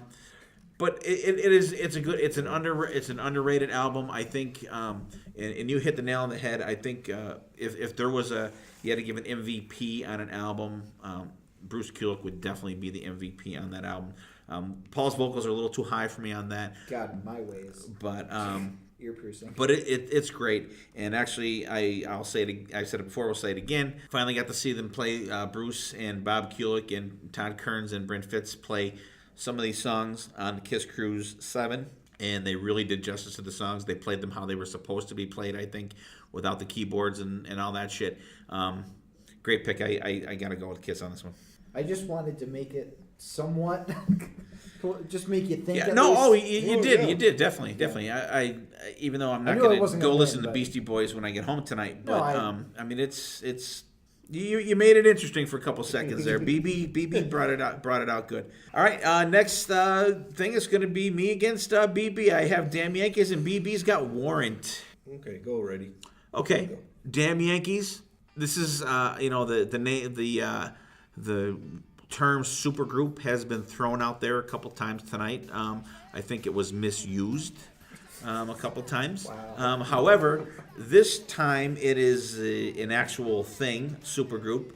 Ted Nugent, Tommy Shaw from Styx, Jack Blades from Night Ranger, and Michael Corleone, who was the only unknown person in the band. But they put out 2 albums. They put out self-titled one for the first one and Don't Tread for the second one. Going up against Warrant, I love Warrant's stuff, but besides Janie Lane and right now Robert Mason, I want the average hard rock fan to name 1 or 2 other guys in that band. Give me their names, and I'll be happy to hear that you even know who the fuck they are. Warrant has some great songs, but as far as talent and songwriting goes, I gotta throw. I mean, there are some great Warrant songs. Don't get me wrong. I'm not putting them down, but I'm just saying, just the sheer teamwork that took place on these two albums is fantastic. Their live shows were just great, and you wouldn't think that Ted Nugent and Tommy Shaw would be a good mix, Styx and Ted, but they really worked well together, and you could tell on those songs which guy is playing which solo in the songs. And Jack Blade's vocalist, him and Tommy Shaw singing, and Ted even singing a little bit on there. It's fantastic, and it's unusual to see Ted Nugent in a band setting where he's not the main attraction on that. But just two fantastic albums they put out. I would absolutely love to see those guys get back together and do something else. Warrant. This era, we're going to talk about two albums. Dirty, Rotten, Filthy, Stinking Rich is one, and then Cherry Pie is the other. 86 to 90, you're talking radio play, you're talking MTV. They're off their first album, Dirty, Rotten, Filthy, Stinking Rich. You have Down Boys, Heaven, which was a big song, Big Talk. Sometimes She Cries was another popular song on the radio. Dirty, Rotten, Filthy, Stinking Rich was a really good tune on there too. But probably their most popular is Cherry Pie from 1990. I think this album really put Warrant as a band on the map with the song Cherry Pie. Not only the song was overplayed on the radio, it had that video to MTV, because 86 to 90 MTV is playing videos all the time. They really pushed this album. Uncle Tom's Cabin, another great fucking tune. Mr. Rainmaker, great underrated Warrant song. And I think Warrant is trailing a little bit because they are up against a super group. But I think musically, video-wise, and radio play-wise, I think during this era, I think Warrant has a little edge against over the damn Yankees. BC, what do you think? You look very torn. I'm definitely torn between these two, but considering both arguments, and I mean, Damn Yankees there's so much talent in that band. I mean, how can you not go with the Damn Yankees? Well, like this, I do think the Damn Yankees are a more talented band, but BB brought up the really good point that Warrant was more aware of the era with having radio friendly stuff and like the music videos and stuff like that. And I think Warrant tapped into that vein better than the Damn Yankees did. So we're going to a tiebreaker. All right, I believe it's Sonny Pooney's turn to come up on the block. So we'll move on till Sonny gets back to us. And coming up next, actually, this is our last round for this for BC the Pfft bracket. And Anthrax, advocated by Dylan and Lizzie Borden, the Murderous Roadshow from Lizzie Borden. I'm sorry. And go. Anthrax. I think this is, and I would like to remind the gentlemen of the jury that John Bush era Anthrax is out of contention overall because they weren't a thing until '93. So just Joey Belladonna stuff. I think this is Anthrax's best solid era, because you have the very first album within this block of time is Among the Living, which is considered Anthrax's best album, and not for no reason. You have songs like Caught in a Mosh, which is a classic song. I Am the Law, about Judge Dredd, a really rockin' tune. Indians, which has one of the coolest time changes, and NFL, which is a really cool song, short for Nice Fucking Life. I think that this is an album that is just straightforward, bam, bam, bam, really amazing. Then you have State of Euphoria, which has one of my favorite Anthrax songs, opening it up, Be All End All. Antisocial, which is a really cool cover of a Trust song. Out of Sight, Out of Mind is really cool on that album. Persistence of Time, they do an awesome cover of Joe Jackson's Got the Time. This is a band that is in its prime right here, and they're operating on all cylinders, and they're definitely the most underrated of the big four of thrash metal. Because you always hear about Slayer, you hear about Metallica, you hear about Megadeth. But Anthrax is the one band that I think does not get the dues that they deserve. And these 3 albums show how solid of a band they are, how much they represent thrash, because these time changes in these songs are so complicated and so interesting, and they keep you like rocking out to them. I think that Anthrax should win this over Lizzie Borden, and they've had a bigger career than Lizzie. They have more of a public eye to it. Lizzie's good, but Anthrax, they're still out there, and they're still huge and still coming out with stuff. And Lizzie's been kind of Not. Yeah. All right, BC. Come on, BC. This is my division here, and I gotta say it, Pfft, it's Lizzie.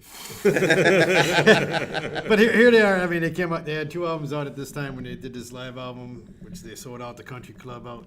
I mean, this is L.A. again. I mean, the live show. I mean, the guitar duo of Alex Nelson and Gene Allen. I mean, of course, names you probably nobody other than me can probably say, hey.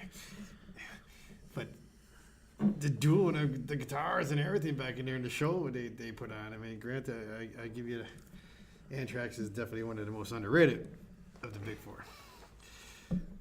Come on, they beat up Santa Claus in this concert. I mean, what more do you want?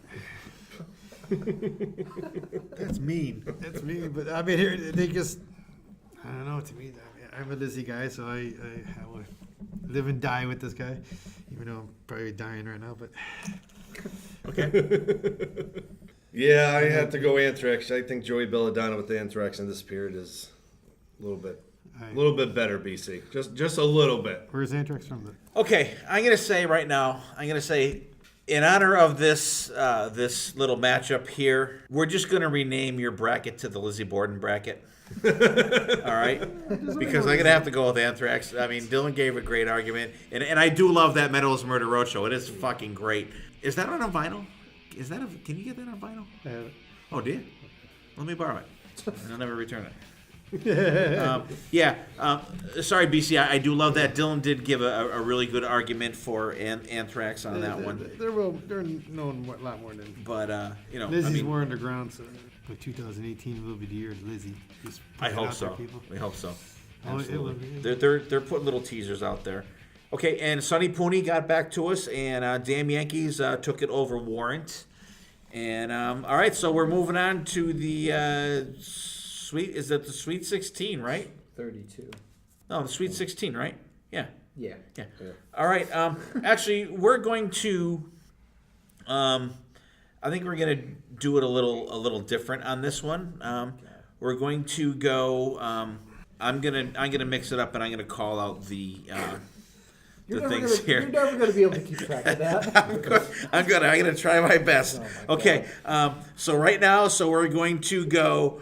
We're gonna go to the first winners of the Lizzie Borden bracket. We're gonna go Priest Painkiller against Sammy VH.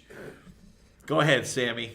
That's not even like he's Well, kind of unawares. still a matchup. Okay. All right, no. All right, we'll go in order then. Okay, we're going. Well, you're still up, BB. Poor guys, and you're ready to talk about. and Dio. actually, you're still up against Dylan. So last in line, Dio against the Rods. Go ahead, Go Dylan. ahead. Okay, so this is tough. It's relative against relative, since Dave Rock Feinstein was Dio's cousin. But I think that the Rods have a really solid base of songs during this era. They were cranking out tune after tune, and each one was really, really great. Last in Line, I don't think is a front-to-back great album. There's some weak songs on it. I think that the Rods' material during this time was just a little stronger than Dio in the Last in Line. And don't get me wrong, it's still a great album. But not every song is like, wow, that's an amazing song. Like some of them just kind of lull for me, whereas the Rods is just a bam, bam, bam, like punch in the face kind of thing. And I don't know, it's tough to argue against Dio, but I think that the Rods, it's more fun, whereas Dio, it's more of like, you know, going on an adventure type thing, and we're going over this valley and stuff like that. Whereas the Rods, it's like you could just shut off your brain and just listen to some amazing metal music.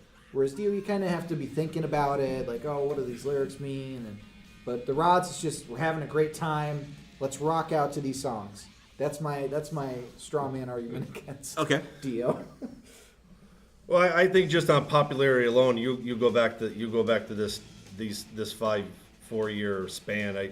Dio gets the Rods. I think Dio wins every time. But I think you're wrong. I think this album really is cranking. It starts off with "We Rock." That's a great arena.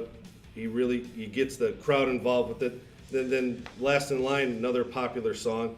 But then he has like these underrated ones that never really got enough love. Like "Breathless" is awesome. "One Night in the City," the slower song of "Mystery" is a really good tune. And then he closes this album out with "Egypt."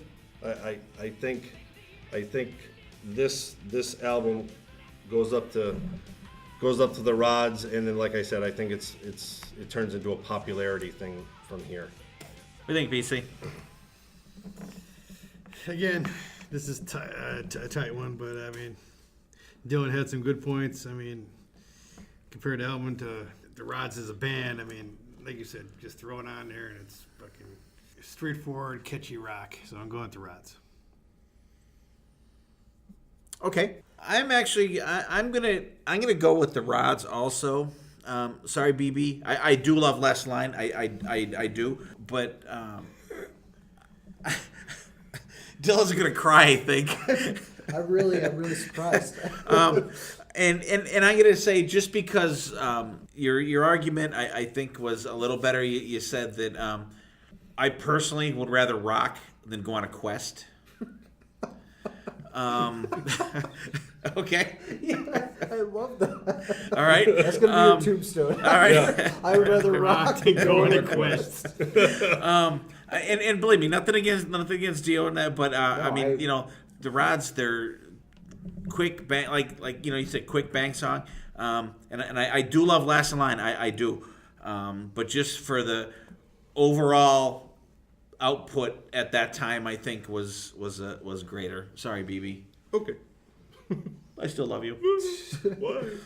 All right, so that one goes to the Rods. Dylan, you really thought we were going to be throwing that one out there, didn't you? I was surprised.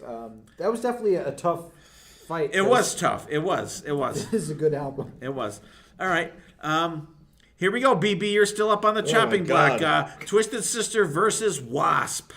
Go ahead. There we go. Yeah, All right. go ahead. He just went. Okay. I know BB threw it out there about the shock value of Twisted Sister. I don't think you're going to get any more shock value than dudes blowing flames out of their crotch. Just throwing raw meat at the crowd. It's a little more shocking than some dude dressed up as a chick. But let's talk about music. Wasp. I mean, I love the Twisted Sister stuff. The first two albums, Under the Blade and You Can't Stop Rock and Roll, excellent albums. They started to go a little more commercial on the album that you really threw out there for them. Stay Hungry, good album. They went for the fun factor, the funny stuff for the videos and stuff like that. But Wasp, straightforward, straight ahead rock. Songs like I Want to Be Somebody, Animal, Fuck Like a Beast, which I don't think they ever did a video for. Tormentor, stuff like that. Wild Child, just go to the second album, Wild Child. You have songs like that. They were just a good, straightforward hard rock, bordering on metal band. They didn't. I'd rather live in fame and die in flames than the Twisted Sister just kind of just ended. They just faded away. Where Wasp, they were pretty consistent putting out stuff, and I think there's more hard rock in tunes. Even the slower songs for Wasp, like Sleeping in the Fire, was just like listen to the guitar work alone between Twisted Sister and Wasp. The guitar work on Wasp is just so much more prolific, so much more technical, if you will, rather than basic, but not too crazy where it's not someone just like but the song, the soloing really fit the songs, and they just have so many great songs. And I think they're a very, very underrated metal band. Blackie Lawless has such a unique singing voice, and I would, if it's not even a coin flip for me. If someone said, who would you rather go see right now, Wasp or Twisted Sister? I would go see Wasp. But back in 1981, 85, I think more people would say Twisted Sister, because I think Twisted Sister they were more popular. I think they were more popular than Wasp. They're out there trying to get themselves promoted. This is their third album now, and they hit a home run with this album, with Stay Hungry. They're on the radio, they're on MTV. They're definitely more popular at this time than Wasp is, in my opinion. And they're doing what they have to do. They just want to make money. And we say it all the time, I'm not gonna say Wasp isn't a great band, that they do kick ass. But I think at this time, bands are trying to find themselves, and they're trying to make money instead of living out of their cars. And this album sold more than 3 million copies. So I think for this era, maybe they had to step back, say, okay, let's do what the producers want to do. Let's make some money. Let's make some videos. Let's get our name out there. And like I said, I think in this span, I think Twisted Sister is doing what they should be doing, is selling songs, making money. Go ahead. Yeah, this is a hard one. Like BB said, I mean, not counting Stay Hungry, those first two albums are in-your-face rock. Yeah. But then again, you got Wasp. They come out, their first album just fucking punches you in the face. So it's like they both did things for kind of, but I think Blackie Lawless and the boys pushed it a little bit far, pushed the envelope a little bit farther. So I'm gonna go with Wasp. I think I have to go with Wasp too. Twisted Sister, I think, was a little safer than Wasp. Wasp was really taking these risks and not caring about the public image, whereas Twisted Sister was all about the public image at one point, even though they were at first trying to scare the public. So they kind of went back on their message, I guess. So go with Wasp. All right, we're going to pick up next. It's going to be Dylan with Night Ranger and myself with Iron Maiden, Peace of Mind. You said yourself that you would rather rock than Quest, and no more apparent is that in this matchup. Night Ranger is all about rocking out, and Iron Maiden is all about going on a quest. I mean, you have a song called "Quest for Fire" right in the album that you're talking about. I think Night Ranger, it's a much more fun time. You don't have to sit through an album and be like, oh, well, I have to read this book written by Frank Herbert and learn about the planet of Arrakis and all these different things. And, oh, I don't have to read this history lesson on this giant battle in World War II. You could just listen to the album and have fun. You don't have to have like a bibliography and be like, oh, well, where's this source from? You could just put the albums on, listen to them, sit back, have a great time, sing along. I mean, no talking that the technical aspect of Iron Maiden is there, but I think that the technicality of a lot of the lyrics and the songs are a little kind of a wall to some people, whereas Night Ranger, it's more accessible. It's more readily available for people to listen to. And I'm not saying that because I love Maiden, and this is just me trying to argue for my band, but I think that Night Ranger is a more accessible band than Iron Maiden is. Okay. Couple valid points. However, I think that Iron Maiden, number one, the sound of them is better. And we're not talking all over Iron Maiden. We're just talking the period there. You don't need to go out there and read a book because Iron Maiden. A lot of them stand on their own, and I'm going strictly by the music, and their songs are fun. The Trooper. If you were to throw out there, name a song that epitomizes heavy metal, probably 8 out of 10 people, one of their top 3 answers from all the metal shit that's out there is going to say The Trooper. No. They're going to say The Trooper, okay? Now, if you said, out of all the hard rock songs out there, name a hard rock song that epitomizes hard rock, I don't think 2 out of 20 people are going to say a Night Ranger song. Your fractions. All right? Stephen Michael, I know you love my math. It's proven. It actually works. But I think Iron Maiden epitomizes metal way more than Night Ranger epitomizes the hard rock genre. Believe me, love Night Ranger. Absolutely love them. Apples and oranges here. It is tough. It is tough to talk about.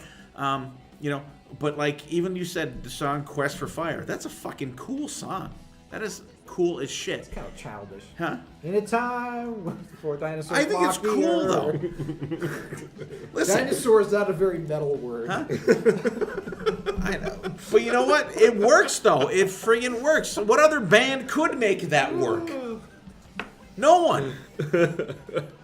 And I think just the overall sound of that Iron Maiden Peace of Mind album just resonates in my ear right now. I could hear it. It's such a warm, rocking sounding album, and the production is phenomenal on it. And sometimes you need a little thought-provoking music to listen to.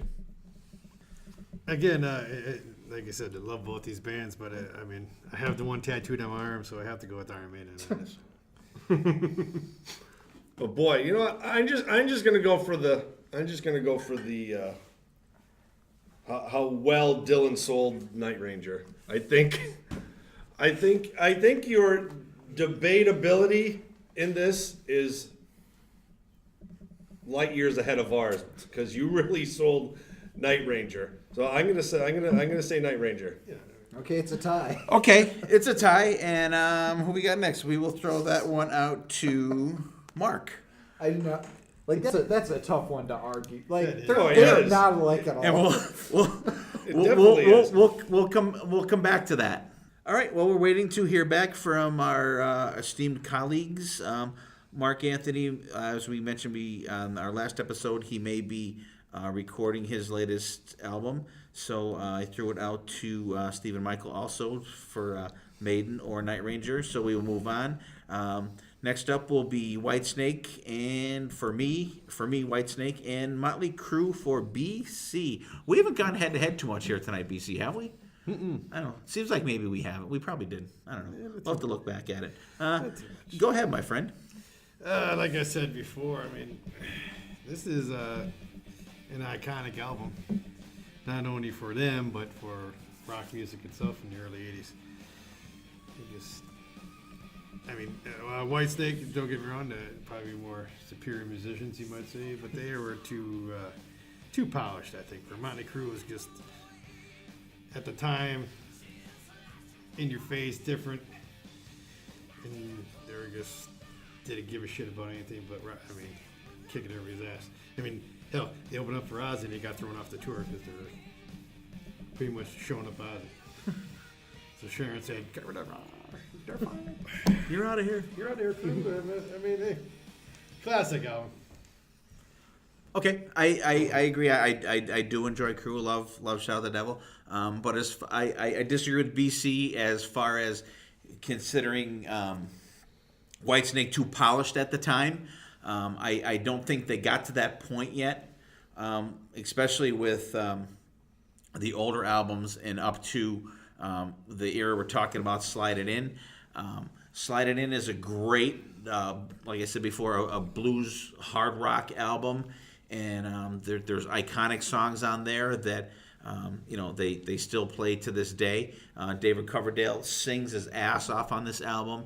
Like I said, songs like Gambler, Slide It In, Give You One More Time, Love Ain't No Stranger. That is just a goddamn phenomenal song. And I think if you went song for song, I would have to edge out Crue Shout at the Devil with Slide It In. Go ahead, Dill. I feel like I have to go with Motley Crue. I think that despite what you say, Whitesnake was a little polished at that time, and they were especially getting more and more polished towards the end of that era. Whereas Motley Crue, like they had a lot of drive. They were doing something new. And they had some goods, and I think Motley Crue's catalog stands up a little better than Whitesnake's, honestly. It might be because I'm sick of hearing Whitesnake, but I think Motley Crue wins that one. Yeah, I'm gonna agree with Dylan. I'm gonna go with Motley Crue. Looking back in the day, I remember I was more familiar with Motley Crue back in this time than Whitesnake. I remember Shout at the Devil came out and my neighbor had it, and Whitesnake wasn't quite on my radar at this time, so that's what I'm gonna say Crue. All right, Crew it is. It's tough to go up against Shout at the Devil. It's a great album. There's nothing I could that is what it is. All right, so now we're gonna go full circle to where I wanted to start with now. Priest Painkiller against Sammy VH. Go ahead there, Mr. Bannon. Now I'm gonna be like BC. Like, where's like the white flag? Just like the surrender here. If Night Ranger and Iron Maiden were not a good matchup to go up against each other, this especially. Well, Sammy comes in, saves Van Halen, takes them down a different road musically, and it works. Their albums, they're flying off the shelves. They're getting radio play, and like I said before, this is why I picked these albums. At this time, you turn on the radio, you turn on MTV. These are the albums you're seeing, you're hearing, which are more memorable at this period of time. I don't remember ever seeing or hearing Priest on the radio around here at this era. But two number one albums. Somebody did something right in that Van Halen camp. All right. I believe that I said before, this ushered in the era of Judas Priest that it should have been all along. As I'm sure Judas Priest didn't give a shit about radio play. They became the band that they were meant to be, with just the drum sound of Scott Travis coming in there, and not even just him, the songs that came along with it. I went through them before: Painkiller, Hell Patrol, Leather Rebel, Nightcrawler, and songs that they still play live now. I think Van Halen just became another pop band that would be nowadays equivalent to like fucking Taylor Swift at that time. Wow. I really do. I think that they alienated. I mean, they were hits, blah blah blah, charts, blah blah blah, whatever. But they didn't do their core fans any favors. Where Priest, there's not many Priest fans I think that were out there that said, oh my God, I'm gonna stop listening to them now because it just sounds like shit.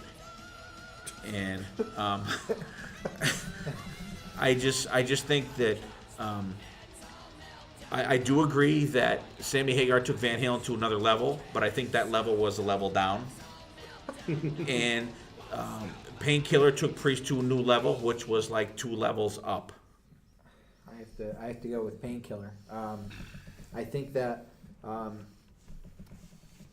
There was, I think I just have to go with Painkiller. I think it's.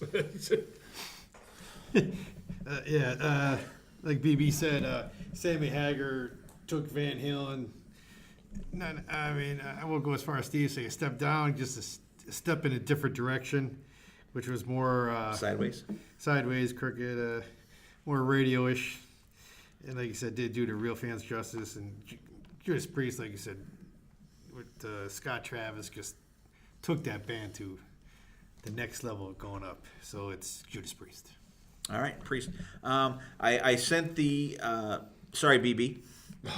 I that was preordained, I think. Oh, yeah. I sent out the Night Ranger Maiden thing to Stephen Michael and to Mark Anthony K. I know it's getting late here as we're recording, so they may be off the grid for the evening. Sonny Pony is an hour behind us, so I reached out to him, and he picked Iron Maiden over Night Ranger. Okay, moving on now. This one's going to be interesting. It's going to be Dylan has Alice in Chains, and I have Guns N' Roses. Go ahead, Dylan. No, you go first. I need time to think about this. I just talked the last 2 ones. Okay. 3, actually. Okay. Alice in Chains, Guns N' Roses, like they both evolved the sound. They both went into a new direction. I think Guns N' Roses was closer to the original source than Alice in Chains were. Meaning, I mean to say that Alice in Chains took a little more of a step in a different direction than Guns N' Roses did. They kept very much close to the source, which created a great album. But Alice in Chains decided to make a bigger jump and take a bigger risk and put themselves out there in a different way. I think that no, I don't want to say it. I think that drum sound, Steven Adler is pretty good, but I do think that Alice in Chains' drum sound during this era is a little tighter. I think that Steven Adler does a great job, and the drums, and it fits really well with the band. But I think Sean Kinney does a little better of a job in terms of gelling with the band. Guns N' Roses, they're kind of. It sounds like at any point the band could come apart, and there's a lot of like good things to come out of that. But Alice in Chains, I think, was a little. They gelled a little better together. They had a little more of a cohesive sound than Guns N' Roses, and they kept going in that direction. Whereas Guns N' Roses kind of veered off that after Appetite for Destruction, and they went a little more commercial, a little more like radio friendly, and also experimental, which was weird. But Alice in Chains kept going with this evolving sound, and they continued to create this new genre. Whereas Guns N' Roses created a subdivision within a genre, and not even that. They just continued. They just broadened the genre a little bit. Whereas Alice in Chains created an entire new music form. All right, I would like to thank Dylan for making a point for me that he said the talking about the drumming, that it wasn't as tight, and I think that is an attraction of Guns N' Roses, that you didn't know what was going to happen. You're thinking, look at these guys, man. This guy could fucking pass out here, and this guy could pass out there. You don't know what's going to happen with these guys. That they were so loose of a band that they were tight. That it just had a totally different vibe there. And he said that Alice in Chains, they evolved but he said they evolved, but they didn't evolve. Like Guns N' Roses tried different stuff, but Alice in Chains just kind of stayed the same, moving along. Where Guns N' Roses tried different shit. Sometimes it worked, sometimes it didn't work. Most of the time. But I really think that if you look at influence and everything, that Guns N' Roses totally changed the scene way more than Alice in Chains did. Alice in Chains was one of the first, quote unquote grunge bands, and then after a while they became just another grunge band. But Guns N' Roses will always be thought of the pioneers that just totally changed things. They're not lumped in as just another band. But what genre are they in? Hard rock. Okay, and like were they the pioneers of hard rock? No, but they totally changed it. Well, what genre are Alice in Chains in? I'd say grunge. Are they the pioneers of grunge? Not really. They weren't the first ones out. They were pretty damn close. They to were being the they were first close, out. but they're more lumped in with that than Guns N' Roses are. And I just want to say for the record, this was really fucking difficult. Well, Del, you can't win them all. I'm If going you with hear Guns his N' Roses. grasping. I don't know how the fuck I'm arguing against Guns N' Roses. You can't win them all, buddy. Yeah. Gina. All right. Next up, we have openers versus the headliners. Kiss Crazy Nights and Slaughter. So are you like knocking a point off of you since Slaughter was the No. Hey, thanks. It's the times. It's a year. It's a date thing. Take it off, Crazy Nights. All right. Here's a little debate for everybody out there. Once again, this is the second album with this current lineup. But like I said before, it's a very underrated album. I wish I could sell this more because, if you guys haven't really gave it a good headphone listen, you wouldn't understand where I'm coming from, because the guitar work on this album is spot on for Bruce. It's probably his best guitar work in his span of Kiss, in my eyes. And it's a very underrated album. And Crazy Nights was a great opening song for this album. And another one, I think they did a video for Turn on the Night, which Steve said before. Bob and Tom and Bruce, they brought back some of these songs. That was one of the songs they brought back. I think against Slaughter, I think like Steve said, not to use your thing, but opening against main act.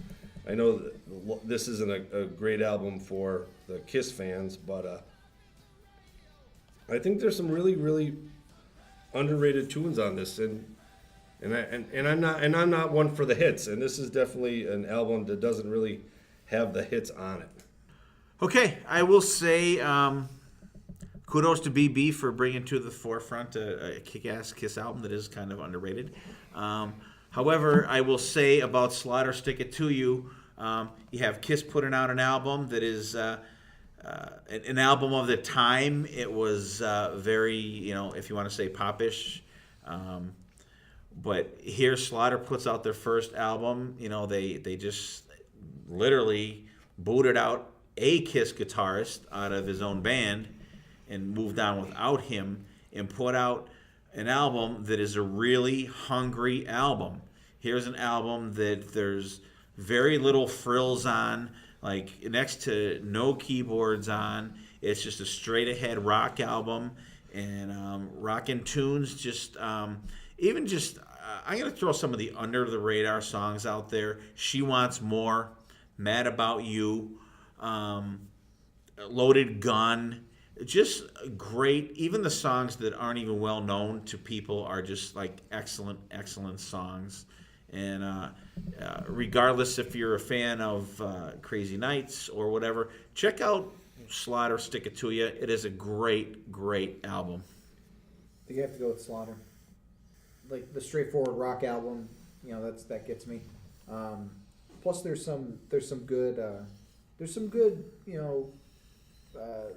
soulful tunes, if you will. I'm just not a fan of Crazy Nights. That might change once I listen to it. See? Let's listen to it again. You have to give it a listen. I'm gonna go with Slaughter too, because just to me, Stick It To You grabbed me a little bit more than Crazy Nights at first. I'm in shock. Yeah, right. I'm in fucking shock. That's because we know. They don't know. We know. I know, and I had to fight for it. Okay, last one in the Sweet 16 will be Damn Yankees and Anthrax. Dylan, take it. Okay, so Damn Yankees, they're a great band, a very solid band, but they only put out 2 albums. We didn't get to see the full scope of how great that band could be. Anthrax, we've seen it time and time again. We see it with Among the Living, we see it with Persistence of Time, and we see it with State of Euphoria. Not to mention the albums outside of that time frame. In terms of straightforward rockers like Slaughter has, Anthrax doesn't have any slow songs. They don't slow down. They don't have any songs that make you go, oh, well, I'm going to go take a piss break. Anthrax, you are staying there the entire show, and especially with these albums. Among the Living is one of the heaviest albums to come out. Damn Yankees, they have a lot of like slower tunes where you're taking the lighters out and that girl's making out next to you, next to that guy, and they're kind of fat, so you really don't want that happening. Anthrax, you don't have that happening. Anthrax, you're moshing the entire time. You're having a great time. The energy is up the entire time. Whereas Damn Yankees, it kind of lulls sometimes. Like high enough is a little meh. I just think Anthrax has a more solid catalog straight through than Damn Yankees. I mean that's a bit of a controversial thing to say, but I just think that you could tell who wrote what song a lot of times with the Damn Yankees, so it kind of doesn't feel like a totally cohesive thing. Whereas Anthrax, it all feels like it came from one band, one group, one family together. Plus, Keepin' in the Family came out during this time period, and I know BC likes that song. All right, I'm going to once again thank Dylan for making points for me, because what guy out there wants to go to a show and have a big fucking sausage fest? And we do want to see women at the shows. And I'm like I said before, I'm not a big ballad fan and stuff like that, but that brings the women out. Okay? And who doesn't like to get their lighter out? You know what? I'm not saying start a fire, but show some fire. That's the song. Start a fire. Don't start a fire, people. Don't go on a quest and start a fire. Seriously, I'm not sure why Dylan is against having women at rock concerts. That's a whole other conversation. He said but fat women. I mean, not to be discriminatory, but I love all women. All women are awesome. I love all the women out there. I think if you're a female and you're out there and you're a rocker, you're awesome out there. There's for as much as we rail against ballads out there, it was a thing of the times. If you're a thrash band, you're obviously not going to have a ballad. But if you're a rock band out there, it was a sign of the times. You're going to have a ballad. But the ones that the ballads that they did have high enough, decent ballad as far as ballads go.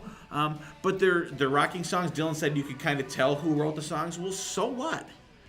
Do you think a song that Jack Blades wrote is bad, or a song that Tommy Shaw wrote is bad, or a song that Ted wrote is bad? No, they all came together good, and the songs fit. There's no songs on these albums that these guys wrote that don't fit. And they open up the second album, Don't Tread on Me, with actually the album's Don't Tread, and Don't Tread on Me is the first song. What a cranking! Just listen to that. When them chords kick in the beginning of that album, it is just you're locked in. You are just locked in, and they bring out a more variety of music, I think, than and I love Anthrax, I do. But just there's a couple songs, change of tempo songs that's in there that kind of start out slow and they build and they rock at the end.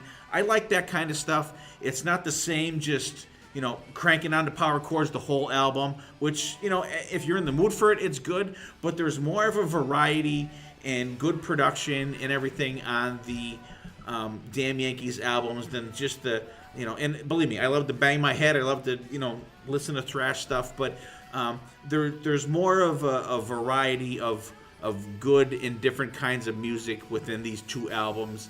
And like I said before with other stuff, with the Ozzy stuff, they were just going along the same thing, but these guys threw out a couple different varieties of songs and everything, and I think they're a great band. Anthrax has the variety and the time changes. And if you want the songs that build, Be All End All has a really awesome build. Starts out with some violins, then it goes into this and then it goes into this rocker. So they do have variety. I'm going to go with Anthrax on this one just because, I've always associated more with Anthrax. BB? I'll flip some beer. You guys sold me both. I love Joey Belladonna's Anthrax stuff, and I love Damn Yankee stuff. I wish they do something. I guess for the pure kick-ass music and that it seems like we've been talking about today, I'm going to go with Anthrax. All right, Anthrax moves on. All right, the Sweet 16 is done, and we're going to move on to the Elite Eight. All right, so we're in the Elite Eight right now, and we're going to start at the top, and we're going to go Dylan fighting for the Rods and myself fighting for Wasp. Okay, so the Rods. Wasp definitely makes you can make the case for being the most bombastic. You know, they had an image and they shocked people, and you know they created this crazy image that they projected out to people to get attention. The Rods didn't need to rely on that. They relied on their music and the quality of that alone. They didn't need a gimmick to get noticed by people. They put out kick-ass songs that rocked and kept people interested and invested, and they didn't need to, you know, have like a chainsaw coming out of somebody's, you know, nether regions on an album cover. They were able to just sell an album by the sheer might of their musical prowess. Whereas Wasp, they relied on, you know, gore and theatrical gimmicks. So I think the Rods have proven themselves to be a musical powerhouse more than Wasp has. Okay, I don't dispute anything he said, except that Wasp did not only rely upon the shock rock value and chainsaws from nether regions and stuff like that. Regardless of what gimmick you have, you need to have the music to back that shit up. You really do. And the time period we're talking about, Wasp had 2 albums out that were kick-ass, front-to-back album songs, rather. I'm sorry. I Want to Be Somebody, Love Machine, The Flame. Throw in that first, throw in that first Wasp album, and I defy you to pick out a song that you would not like or skip. Okay, and you know, the other album that they had out in that area was The Last Command, which Wild Child, Fistful of Diamonds, Widowmaker. Listen, we have an episode that you guys heard a couple weeks ago, the drinking songs ones. One of the songs you heard there was Blind in Texas. What a fucking great song. Just kick-ass bands, and you know, and I'm not taking anything away from the Rods, but you know, Wasp has some great quality music back there. They wouldn't be able to play these shows and put their, you know, you're not going to throw meat into a crowd to a folk rock song or a song that sucks. You need to have the music to back up what you're putting out on stage. Okay, you got to have the songs, and they have the songs and the music to back up their shows. You would have thrown me down at a folk rock. You don't see Bob Dylan throw meat in the crowd? Because he had the music. No, good. No, he didn't. That's terrible shit. I'm sorry. Go ahead, guys. All right, I think in this time frame, you guys, once again, you two are definitely the two debaters. But I'm gonna go this time. I'm gonna go Wasp. I really honestly think at this time, especially around here, not many people knew the Rods, and it's unfortunate because especially even today, you say their name and they're not very popular, especially in the United States. You know, across the pond, shame. It's totally different. You know, but since we're just here, we're in the U.S. You guys debated it so good. I'm just going to go on popularity alone at this time. I'm going to pick Wasp. Again, I'm going to go Wasp too, just because, I don't know, I was more in touch with Wasp. I'll be giving Carl each and every one of your numbers. Carl has mine. Not taking away from the Rods at all, because they're phenomenal. No, I love, and I think the Rods are great. Anything from here on out is going to be hard picks. Oh, we're getting down and dirty here. And speaking of down and dirty, the next matchup is going to be Iron Maiden Peace of Mind against Motley Crue Shadow of the Devil. How do you? I know. I'd say we'd flip a coin, but even that's going to be not good. However, it comes out. Go ahead, BC. No, why don't you go ahead? Huh? You never started off. I started out quite a bit. Iron Maiden Peace of Mind. I had to do it. I'm sorry. Iron Maiden Peace of Mind. What can I say that I haven't already said? Iron Maiden at this point, Peace of Mind comes out. They're headliners. Motley Crue at this point, they're still openers. The substance is more there in the music. I mean, I realized it's two different. You have a party band on the one hand, and you have a metal band on the other. On the other hand, I don't consider Motley Crue metal. I don't think, but it's probably their most metal-like album. And I think if you went on just production values alone, the Iron Maiden album comes out on top. Not by a whole lot. The sound is a lot better, and I think it resonates. It resonates to this day even better. And nothing taking away anything from the Crew, but like I said before, just name the Trooper. Name a great metal or hard rock song. The Trooper is going to be mentioned before any Crew song. Oh, yeah, again, okay. Like you said, this is just two different things. I mean, how can I really can't pick. But I mean, Motley Crue is, like I said, just in what they did, they were at the top of the game in that field. And again, not the same as Iron Maiden, but I don't know. I got nothing to say for this. We gotta go to a Maiden. Yeah, I guess Iron Maiden wins this one. Sorry, BC. Sorry, Nikki. All right, and the next round is me against myself. Priest, Painkiller, Guns N' Roses. I'm out of this. It's up for you guys at the table to decide. I think I have to go Painkiller. I think that's a much more substantial album than Guns N' Roses. I think it adds a little more to the zeitgeist. It kicks a little more ass than Guns N' Roses. I think that, I mean, it's tough arguing against Appetite for Destruction, but I think Painkiller is up there in one of the greatest heavy metal albums of all time. And I get a little more pumped up listening to the tracks from Painkiller than I do from Guns N' Roses. Even though I still get pumped up from those, I think Painkiller's a better album. Question mark. Okay. Not necessarily a better album, but it's just, I don't know.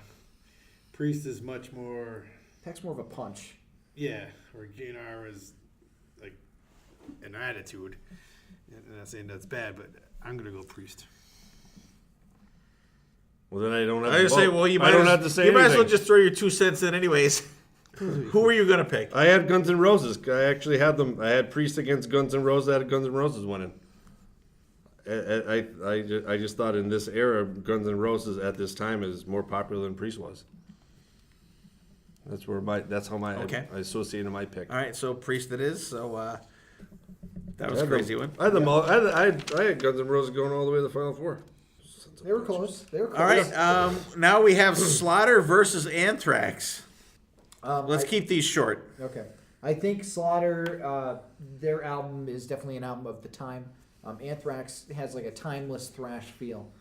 It definitely, like if you listen to those songs nowadays, you could be like, wow, that sounds like somebody just went to the studio and created it, because those riffs are so unique and the time signatures are so like awesome and cool and different that I think that the 3 albums that Anthrax has take a lot more risks than Slaughter's album, and Stick It To You is a great album, but I think it's just kind of a by the numbers rock album, a more higher quality by the numbers rock album, but Anthrax elevates the material a little more than Slaughter does, I think. All right, I'm gonna say I would definitely go for the Slaughter album just for the hungry aspect of the band at this time. Anthrax, they're pretty much had their fan base. They were cruising along. Slaughter, like I said, they booted Vinnie Vincent out, picked up Tim Kelly, pretty much same band, and and I think they took a bigger risk than Anthrax did. I mean, a band comes out, you're taking a risk, throwing something out there, hoping someone likes it or it catches on, where Anthrax pretty much had their fan base at the time, but Slaughter, they're looking for a new fan base. They're looking to catch on, to get something new out there, And I think it pretty much comes down to, at this point, were you in the mood for a thrash album, or are you in the mood for like a hard rock album? What do you guys think? Go ahead, BC. Anthrax. Anthrax. Anthrax it is.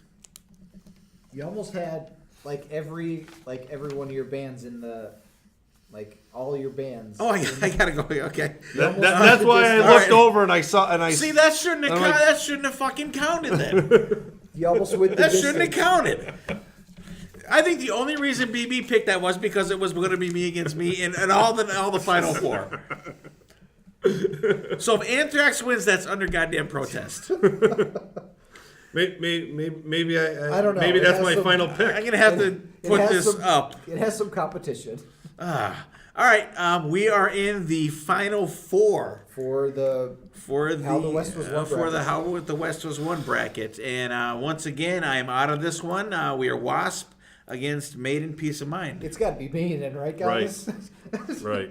it's No, no not even contest. use the. All right, so now we are Priest Painkiller against Anthrax. Okay. This I'm not. I don't. I hate that I have to argue against Painkiller twice because. We'll make it short. Like I said, I love this album, but I think Anthrax has a more shit. Crickets. Okay, I think Anthrax's lineup at this time, besides John Bush, was their best. Whereas I think the Painkiller lineup, if you had Richie Faulkner in there instead of KK Downing, it would have been much better. Because I think Richie Faulkner, especially after listening to this new album, brings something that KK Downing doesn't quite bring. Because it seems like he's almost like doing the same kinds of guitar playing as Glenn Tipton. So it's not as a dynamic of a difference when you hear the solos. They kind of sound the same. Whereas Dan Spitz and Scott Ian have such a different guitar sound that you could definitely tell the difference between those two guitar sounds. So I think that the lineup with Anthrax during this time period was a little more cohesive than the lineup with Painkiller. And again, this is me trying to come up with something. Yeah, nice try, Dylan. You can't put Scotty and Dan Spitz, is that who we're Dan talking Spitz, about? yeah. Against KK Downing and Glenn Tipton or Fritchie Faulkner or whoever the hell is playing at the time. Number one, how many solos does Scotty Ian play? Number two, like I said before, this is the album that the Priest fans have been waiting for forever. And I can guarantee you every Priest fan that is a fan of Painkiller, once they heard that, they're thinking, oh my God, what would have Defenders of the Faith, what would have Turbo, what would have Screaming for Vengeance sounded like if Scott Travis was on drums for those albums? Bang, locked in. This is a hard one, but I'm going Priest. I'm going Priest as Yeah, well. I already had it written down. So So now we come to the final of the How the West Was Won thing. Made in Peace of Mind versus Judas Priest Painkiller. Album for album, I can't make the argument for they're both picks of me. What's your guys' pleasure? If it was up to me, I'm going with Iron Maiden. I think I have to go with Maiden too. I will definitely say Maiden. So we have Iron Maiden, Peace of Mind. All right, now we have the final two. That's not too bad. I had 3 out of the final 4. That's okay. Cool. Unleashed in the East against How the West Was Won. How the West Was Won. We have my Iron album. Maiden, Peace of Mind, and Unleashed in the East is a much better album, so I win. AC/DC, Back in Black. Okay, so could I start with mine? Go ahead. So these are both albums that have had a lot of influence on their genres, but I think that Back in Black has had a wider influence on all of music than Peace of Mind has on all of music. I think that whenever somebody looks at a seminal album, a comeback album, Back in Black is the one that they always talk about. Whenever somebody thinks, oh, how can a band keep going with a new singer? Like, how is that possible? Like, how can you come back from a singer leaving the band or dying? Back in Black is the album that they look at when that happens. yes, Iron Maiden definitely got better with Nico McBrain coming in for drums, but I think Back in Black showed a band persevering through difficult times. And yeah, it's difficult to lose a band member from personal differences or health reasons, but when you have a lead singer dying and they managed to turn it around within a year's time span, that's amazing. They were able to come up with this masterpiece of an album within a short time span after Bon Scott died. They managed to take their grief and channel it into one of the best albums of all time. Peace of Mind's a great album, don't get me wrong. But I think that Back in Black has much more of a staying power in people's minds than Iron Maiden's Peace of Mind. Like memorable wise, maybe not quality of musicianship or anything like that. I think that more of the songs on Back in Black are more memorable than the songs on Peace of Mind. Like you have Back in Black, Rock and Roll Ain't Noise Pollution, Hell's Bells, Giving the Dog a Bone, Shook Me All Night Long, and Iron Maiden. You have Trooper. Like that's the one song that people know. Like off the Man on the Street. They wouldn't be able to name To Tame the Land, even though it's a great song. They wouldn't be able to name Where Eagles Dare, even though it's a great song. Whereas Back in Black, almost every track on the album, people are like, yes, I know that song. So I think that's why it should win over Iron Maiden, Peace of Mind. All right, good argument. However, I will say that for the overall genre, Iron Maiden Peace of Mind set the stage. Back in Black, great, front to back, excellent. However, that was it. Like, For Those About to Rock is great. Yeah, but this era. Listen to me. I'm not. Did I interrupt you? It's against the rules. I'm just. Did I interrupt you? They set the stage. Iron Maiden, Peace of Mind. That solidified the band. You could say that Back in Black that solidified the band, but it didn't. They didn't continue at the level musically at that point that Iron Maiden did. Iron Maiden, just like I said with Painkiller, all the pieces came together. That was it. I mean, I think way better musically. You have much more better musicians in Iron Maiden than you have on Back in Black. The singer, I mean, you cannot compare Bruce Dickinson to Brian Johnson as a singer. It does suck that Bon Scott passed away and stuff like that. But like as a band, Iron Maiden musically is 100 times better than AC/DC in any incarnation. Okay, guys, what do you think? Two great arguments. I mean, like Dylan. Okay, yeah, that might be. Somebody off the street might be able to name an AC/DC song a little bit more than say an Iron Maiden song after that album, but that to me was Nico McBrain came in, and is where Maiden just became to me. So I'm going to Iron Maiden. I'm going AC/DC. So I don't know how the fuck we're gonna do this. I had them win this thing from 10 o'clock this morning. So I don't know how we're gonna how we break the tie on this one. I'm gonna have to send it out to our people, and the only people that's online is Sonny. I don't like that because you know that he had Peace of Mind winning it all. I know that, but why don't we call up Corey Wright, see what she thinks.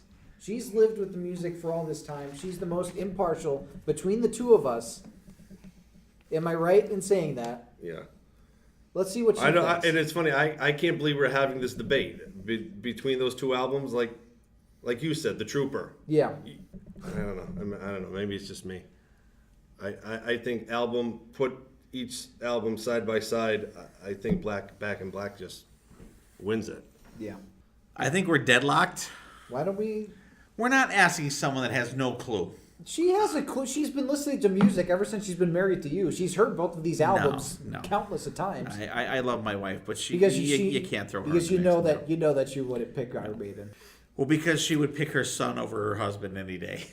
Well, we wouldn't tell her. No, we wouldn't tell her. We would She would know. She would not. Your ass. We would just say we have a deadlock. Say what album do you think is us. better? Yeah. No, I don't agree with that. I don't think you're confident in her picking Peace of Mind. I think you want the safe win. Ooh. You can spin it however you want, Dylan. I'm not biting. Shall we poll all of our guests and let them decide?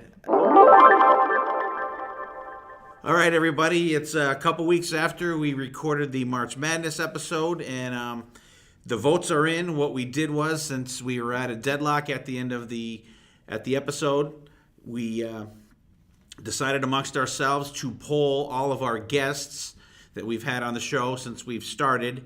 Here's the people we polled: Sonny Pooney, Stephen Michael, Chris Granza, Chris and Ed Jankowskis, Ed Spangenberg, Heather Shakiris, Jim Polkowski, Ken Keenan, Mark Anthony K, Rob Kelleher, Jen Roberts Vena, R.A. Furiosi, Sean Duncan, Carl Kennedy, Billy Rock, and Dakota Denman. Everyone answered me with the exception of Billy Rock from Harpo and Dakota Denman. I know those guys are busy guys, but everyone else got back to me. So I'm going to read the votes off, and Dylan is going to tally them up, and I'm going to read them off in the order that I just gave you guys. Not the order that I received them is all messed up. Okay, Sonny Pooney votes for Iron Maiden. Stephen Michael votes for AC/DC. Chris Granza votes for Iron Maiden. Chris and Ed Jankowskis vote for AC/DC. So that's 2 for AC/DC? That's 2 for AC/DC, yeah. You can count it as 1 if you want, Dylan. No, it's okay. Ed Spangenberg votes for Iron Maiden. Heather votes for AC/DC. Jim Polkowski gives Iron Maiden a vote. This is like an episode of Hell's Kitchen where Gordon Ramsay's giving points to the red team, blue team, red team, blue team. See, there you go. Ken Keenan, AC/DC. Mark Anthony K, Iron Maiden. Rob Kelleher, AC/DC. Jen Roberts Vena, Maiden. R.A. Furiosi, Maiden. Sean Duncan, Maiden. Carl Kennedy, AC/DC. Is that it? That's it. Okay, so it looks like Iron Maiden won. By one vote. By one vote. By one vote. And Wow. like I said, there were 2 that didn't respond. So looks like yours truly wins. Thank you, fellas. I mean, it was. I think it was the only fair way we could do that. I agree. 100%. And we want to thank you guys for listening out there. And what do you guys think out there? Let us know who you thought should have won. Look at Dylan's like gritting his fucking teeth over there. I knew it was gonna come out this way, but I'm glad it was close. And I felt like we both argued pretty well. So I'm happy that we made it into the final 2. It was, and you know what? Happy to hear. And there were a couple votes that I thought were going to be one and were the other. I could have told you. I could have guessed a couple of them. I knew Sonny was going to. If you told me that RA voted for Iron Maiden, I would have been like, "Oh, is the sun coming out again today?" Yeah. No. Well, he said even if I wasn't a big of Maiden fan as I am, or something like that, he told me so. But like that has no bearing. I know. But we wanted to throw it out there. I was surprised Ken Keenan voted for AC/DC. I thought either Ed or Chris Jankowskis would have gave Maiden a vote, but they both went for AC/DC. I think RA got to Jen. No, Jen, she's a Maidenhead. She's a Maidenhead. But thanks everybody out there for listening, and let us know what you guys think. If you guys filled out a bracket or whatever, just let us know what it is, and we'll read your picks on the air. BB, anything else? No, once again, a great concept of that, Dylan. It really, you had a great time doing it, and I really think our fans are going to really enjoy it, especially when we tallied the votes, and we like to get you guys involved. You guys support us, so we like to get you guys involved, even though you're not, on the show. You're really on the show here. Yeah, You're giving us a vote. So thank you, everybody out there that, like Steve said, that helped us out with this. I think that this was really fun to do. I had a really great time arguing for my picks. Definitely happy that the final 2 were such amazing lineups and amazing albums. So I have no regrets. No regrets. Yeah. And I just want to say as a final thing here for myself that it was very difficult arguing against shit that you love. Like there were some picks. I don't have anything in front of me of what the brackets were. It was actually a couple weeks ago when we recorded it, but it was tough being an advocate against something that you really love, and it was tough. It was very easy to pick Kiss over Queen. You just had to say it. I did. I had to throw it out there. But like I said, it's tough, and we like all these bands. You know, we love the music, and we thought it would just be an interesting twist to see, how difficult it would be to argue against something that you really enjoy. Because like when some of the picks came out, and I'm like, fuck, BC filled in like original Kiss before I did, and I'm like, shit, and so I was afraid that the Pfft was gonna. It hurt for me arguing against Painkiller a couple of times because Painkiller is my favorite Priest album, and I was almost crying. And I gotta say, it's just myself, BB, and Dylan recording this. BC is On assignment. He's on assignment. Yeah, he's on assignment. BC, a lot of BC's picks went far, so we can't use the dark horse. He was the dark horse. He was the dark horse. So everybody, once again, thanks for listening, and we will catch you next time. And there will be a next time.